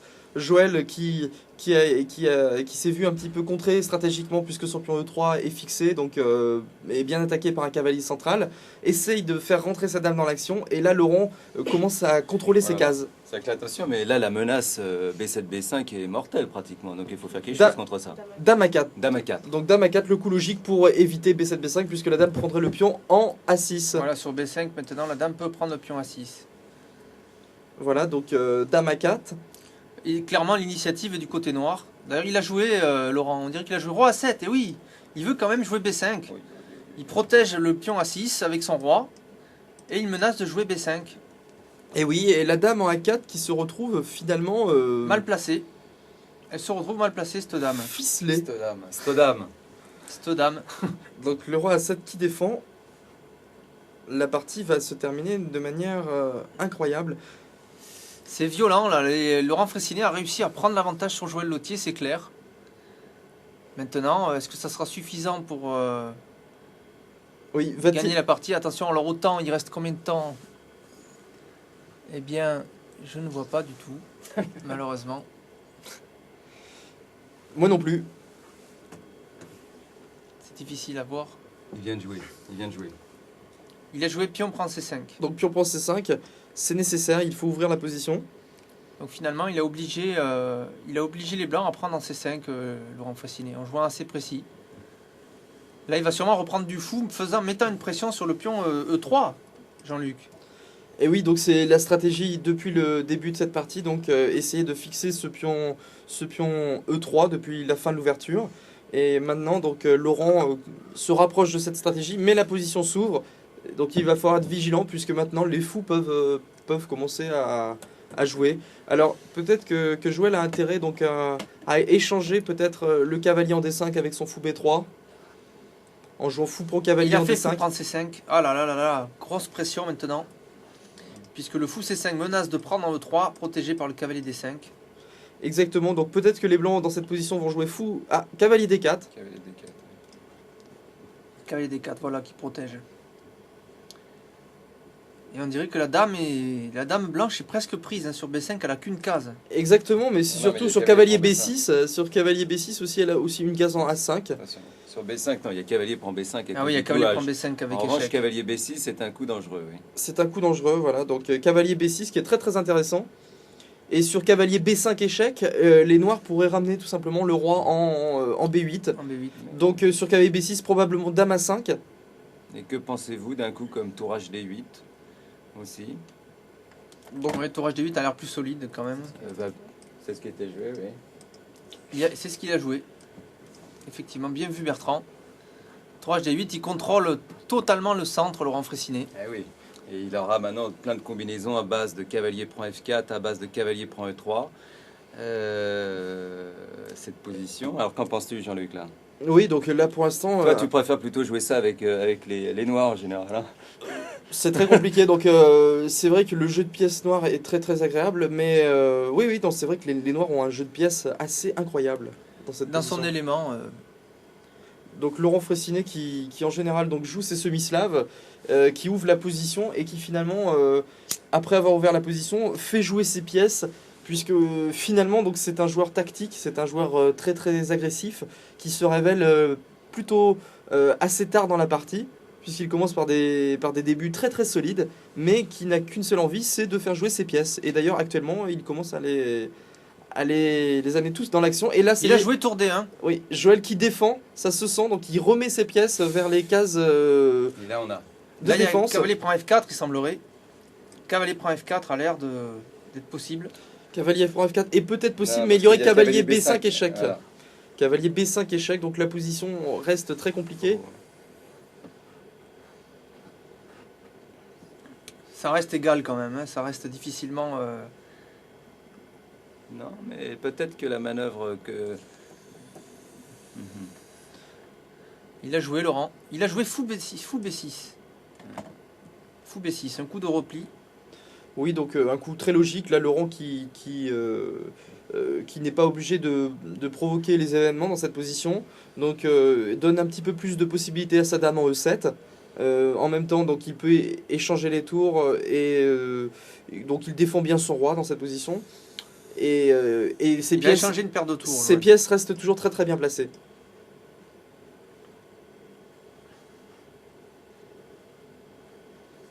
Voilà, donc on échange une tour. Et maintenant, que va faire Joël? Donc la dame en A4 semble un petit peu toujours mal placée. Ça, c'est le problème de Joël. Et ce fou en D2, évidemment, ce fou en D2 qui ne sert pas à grand chose pour l'instant. Ouais, c'est un gros pion pour l'instant, ce fou. C'est un gros pion qui protège le pion E3. C'est la partie modèle sur comment museler la paire de fous. Voilà. Mais bon, il faut quand même signaler que jusqu'à présent, Joël a très bien défendu. Il a très bien défendu et en même temps, il garde toutes les possibilités pour contrer le jeu de Laurent. Donc finalement, un match assez curieux puisqu'il semble que les Blancs n'obtiennent pas grand-chose dans l'ouverture. Et que c'est plutôt les Noirs qui font le jeu. Ce qui est plutôt l'opposé donc habituellement aux échecs. La partie reste très tendue. Ah, fou à 5 a été joué. Fou à 5, donc Ah, mais est-ce que ça perd pas le pion E3? on peut peut-être prendre le pion E3, mais dans ces cas-là, donc après fou prend A5, je suppose. Ouais, il faut prendre un 5 d'abord et on prendrait le pion E3. Oui, ce serait peut-être possible, mais il faut quand même se méfier puisque les blancs ont un jeu de pièces assez intéressant. Par exemple, on pourrait envisager donc Cavalier C3. fou à 5, cavalier C3. Cavalier C3. Ah non, non, il a été joué d'abord. Non, cavalier C3, une belle combinaison. Et voilà, donc Laurent Fressinet Oh là là. qui gagne la qualité. Et ça y est, donc C3. Laurent Fressinet qui Non, mais il a d'abord été joué autre chose. cavalier C2. D'abord, qu'est-ce qui a été joué? Il y a eu cavalier C2. Voilà. Ouais, Donc- alors là, on va revenir à l'échiquier réel. Parce que là, ça commence à jouer très vite. Voilà. Et maintenant, là, Laurent Fressinet a réussi à prendre la qualité. Il a une tour contre une pièce mineure. Il a fait une combinaison, Laurent Fressinet. Il a joué un coup superbe, cavalier C3. Il est mieux, Laurent, là. Il est mieux, il peut gagner la partie. Donc Laurent qui a finalement concrétisé son avantage positionnel en avantage matériel. Mais il faudrait en savoir un petit peu plus sur le temps, puisque maintenant donc tout va se jouer à la pendule. Dame C4 attaque le pion F7. Donc là Laurent qui est quand même très très bien parti pour gagner ce match. Là, d'un coup, il menace de gagner la partie. En un coup, en jouant cavalier D3 échec. Exactement, donc Laurent Fressinet qui menace mat en 2 coups, cavalier D3 échec et tour D1 échec et mat. Donc roi C1, le seul coup. Oh là là, c'est serré, là. Là, c'est chaud, même. Donc roi C1, un coup intéressant, puisque si la tour quitte la colonne D, la dame pourrait peut-être s'installer en D4 et clouer le cavalier C5 pour retarder les événements. Donc là, pour l'instant, Laurent qui doit résoudre quelques petits problèmes tactiques. Dame D6. Il a joué Dame D6. Dame D6. C'est très bien, donc il défend sa tour. En même temps, il évite des possibilités de fourchette par cavalier B4 suivi de D5. Donc voilà, cavalier D4, tour H2. Un Joël qui est vraiment très très inquiété dans cette position.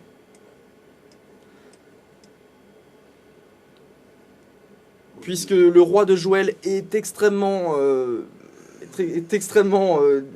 comment dire, en insécurité totale, puisque la seconde rangée étant contrôlée par la tour H2, il ne faudrait plus qu'à la dame noire, donc il ne faudrait plus qu'à trouver le chemin de la première rangée pour faire échec et mat. Il va peut-être jouer roi A7, un coup solide, notre ami. Donc fou C2, il peut jouer roi A7 pour replacer son roi, mais Il peut jouer F6 tout simplement pour protéger son pion aussi. ça y est, Laurent qui veut le mat. Là, la dame en D6 pourrait venir sur A3. Donc Laurent qui va peut-être Oui, prendre en oui, D3 oui. d'abord et après venir en A3 avec la dame. C'est quasiment gagnant maintenant. Donc Oui, on peut dire que Laurent va probablement gagner cette partie. Oh, c'est incroyable. Donc Laurent qui fait l'exploit, donc le premier exploit, donc Laurent Fressinet, le petit Borsalino du Sénat, donc qui rentre avec sa dame et qui domine donc Joël. C'est incroyable. C'est incroyable. Le talent de ce jeune joueur. Ouais, c'est mat, là, hein, pratiquement. Il a peut-être vu. Cavalier B3, donc cavalier B3. Un coup coup logique qui donne quelques contre-chances au blanc, puisque la dame C4 peut venir sur D4. Non, mais maintenant, il va jouer tour H1 et dame prend A2 sur échec. Je pense que c'est cuit, ça. Non, qu'est-ce qu'il a joué? Dame D6. Dame D6, oui, il joue très. Donc Laurent qui ne prend aucun risque. Là, il préfère contrôler. Le pion H3 va tomber. L'avantage matériel est évident. Il doit tout de même faire attention. Cavalier D4. Il revient, il répète les coups, Joël, évidemment. Parce que s'il arrive à répéter les coups, la partie est nulle. Oui, mais ce serait vraiment... ce ne serait pas une bonne stratégie de faire nul dans cette position. Là, peut-être que Laurent peut tout simplement prendre le pion en H3. Donc tour prend H3 et prend le matériel. Je pense que dame A3 est très très fort. Mais bon, voilà, roi A7. Ça continue, ce n'est pas encore fait. Donc Laurent, grand favori dans cette position. Mais La pendule, malheureusement, on la voit pas. mais la pendule, donc nous, on aimerait en savoir un petit peu plus en régie sur la pendule. Il reste un peu plus de 2 minutes au noir. Contre 2 minutes aussi au blanc, à peu près 3 minutes. Dame prend F7, il a fait Joël. Il se bat. Hein. Alors là, c'est ce qu'on appelle, si Joël gagne ça, c'est ce qu'on appelle une arnaque dans les jardins de Luxembourg. Parce qu'il faut savoir qu'ici, s'il y a un tournoi, c'est parce que c'est le lieu où les blitzers se retrouvent chaque semaine au beau jour pour s'amuser. Et voilà. Aïe. Ce coup de dame B6 menace mat en B1. Donc voilà, Laurent Fressinet qui veut forcer l'échange des dames. Oui. Et voilà, donc Laurent qui peut échanger les dames quand il veut maintenant. Donc il n'a plus qu'à transposer dans une finale technique. Voilà, il monte le roi. Le roi noir est coupé. Ça va être très très très difficile pour Joël.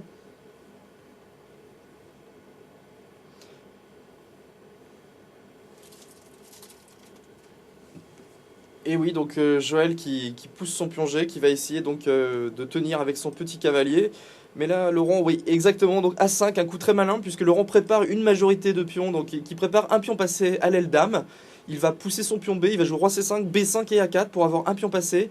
Ça lui fera 2 pions passés, donc le pion D et le pion A. Et là, ça sera très très très difficile.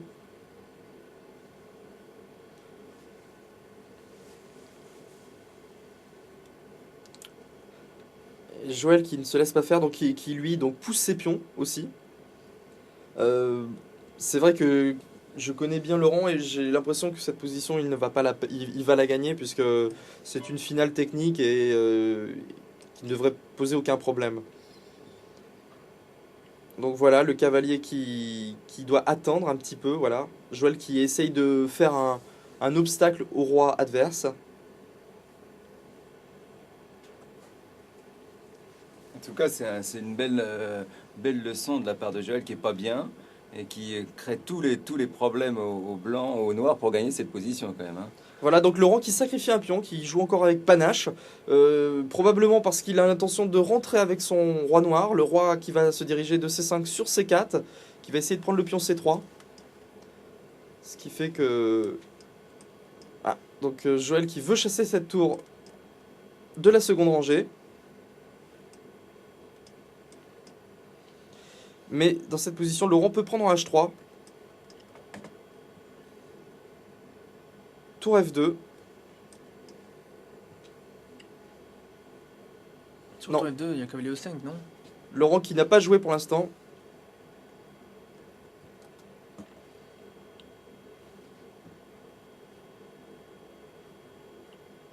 Non, malheureusement, oui, ça y est, on est revenu sur la bonne...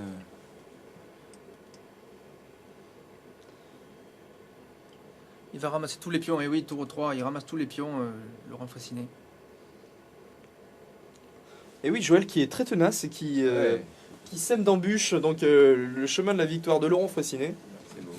Puisque là, c'est pas facile, c'est toujours pas si facile que ça. Mais quand même, c'est quand même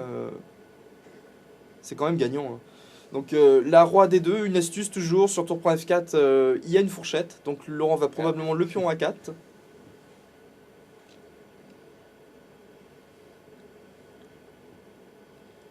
Cavalier prend G6, il a fait Joël. Il est toujours là, hein. Attention, parce qu'en plus, malheureusement, on voit pas la pendule et ça va se jouer dans un Zeitnote terrible quand même, cette fin de partie. Et oui, donc Joël qui est toujours là, donc...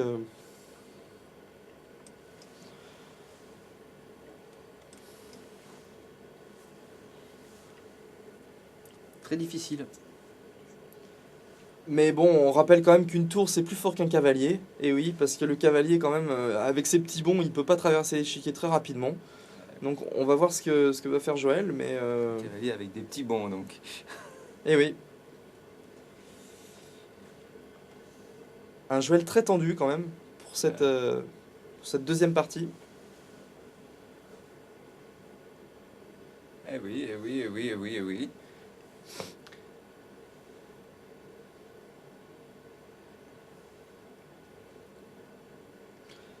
Le pion G semble difficile à défendre, donc là...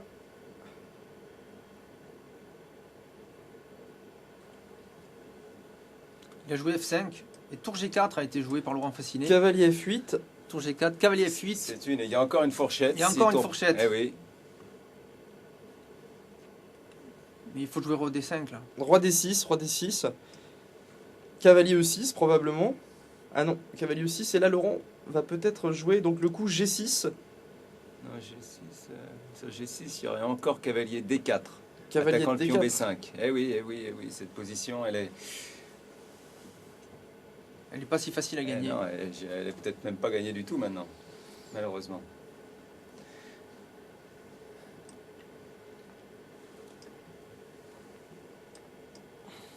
Hein, qu'en penses-tu, Jean-Luc? Non, je pense que c'est encore une finale technique gagnante. Ah bon? Oui, puisque le pion C va tomber. Il y a quand même un pion passé toujours pour les noirs. Joël a très bien défendu, mais la position reste de toute façon perdante. C'est clair, c'est clair. Voilà, donc... Ouais, c'est vrai, après cet échec. C'est clair, mais...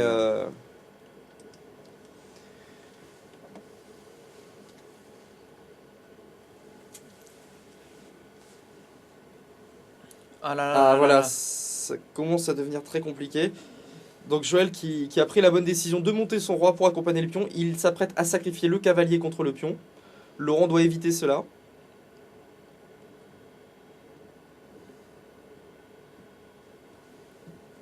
Ça y est, il y arrive. Tour F2 et cavalier D6. Ah là là là, c'est très dur pour les blancs d'arrêter le pion B. Comment arrêter le pion B? Eh oui, ça y est. Le pion arrive à dame. Voilà, donc Laurent qui va bientôt gagner cette partie.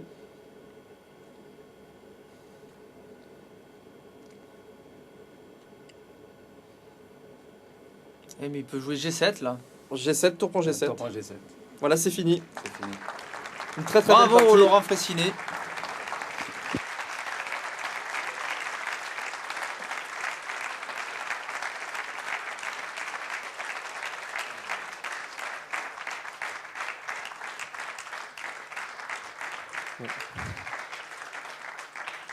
Merci. Merci. Alors, donc superbe victoire de Laurent Fressinet qui a remporté le match. Donc on va lui demander de dire un petit mot sur cette deuxième partie. Alors Laurent, qu'est-ce qui s'est passé? Je crois qu'il y a une proposition nulle que tu as refusée. Pas du tout, il n'a pas proposé nul. Donc au début, je ne me rappelais plus très bien, donc j'ai essayé de trouver des coups par moi-même. Et après, je pense que, je sais pas, Joël va me dire, mais je pense qu'après KIB6 E5, je pense que j'ai presque égalisé déjà. Et je pense qu'il a raté E4, qui était un très fort coup, et tout de suite, je pense que je prends un petit peu l'initiative. Après, je suis un petit peu mieux. Il a commencé à réfléchir pour trouver des coups, et donc après il lui restait moins de temps pour jouer des coups. Donc même si la position est un petit peu mieux pour moi, il lui restait plus trop de temps, donc il a fait des imprécisions. Et à un moment, quand je prends la qualité, je pense que c'est évident que je suis complètement gagnant, et j'ai raté 1000 fois des variantes plus simples. Et donc finalement, je pense que je suis toujours gagnant dans la finale, mais bon, j'ai sous la pression du temps, j'ai très mal joué. Donc mais bon, Joël a un peu raté son ouverture, je pense. Donc j'ai mis du temps entre KIB6 et E5, mais après ça allait. Oui, donc on a tous vu évidemment le coup KSC3. Enfin, je sais pas, je pense qu'on l'avait pas vraiment prévu. C'était une surprise, Joël, c'est le coup que tu as raté? Oui, c'était clairement pas prévu, oui.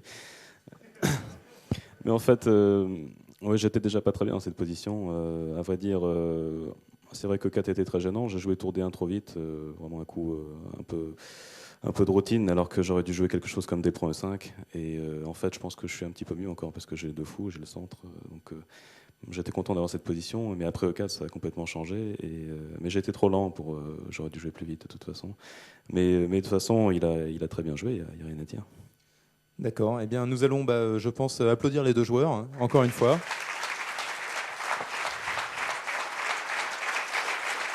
Bon. Eh bien, merci. On les remercie. Donc, on les retrouvera demain. Alors, donc demain, Laurent Fressinet sera en finale. Joël Lautier jouera le match pour la 3e place. Donc, leurs adversaires seront désignés par le match qui va suivre. Donc ça sera à 17h30. Donc je vous invite éventuellement à faire un tour dans les jardins du Sénat, qui sont très jolis, jardins du Luxembourg, ou alors à aller vers Saint-Michel, qui est très sympa aussi. Revenir en tout cas pour 17h30 pour voir cette fois-ci le grand Boris Spassky qui jouera la demi-finale contre Christian Bauer. En attendant, si vous êtes sur Internet, restez connectés puisque nous allons vous montrer les meilleurs moments de Diagonale. Et donc avec des reportages sur Linares et des interviews de Kasparov et compagnie. Donc je vous remercie, je vous donne rendez-vous à 17h30.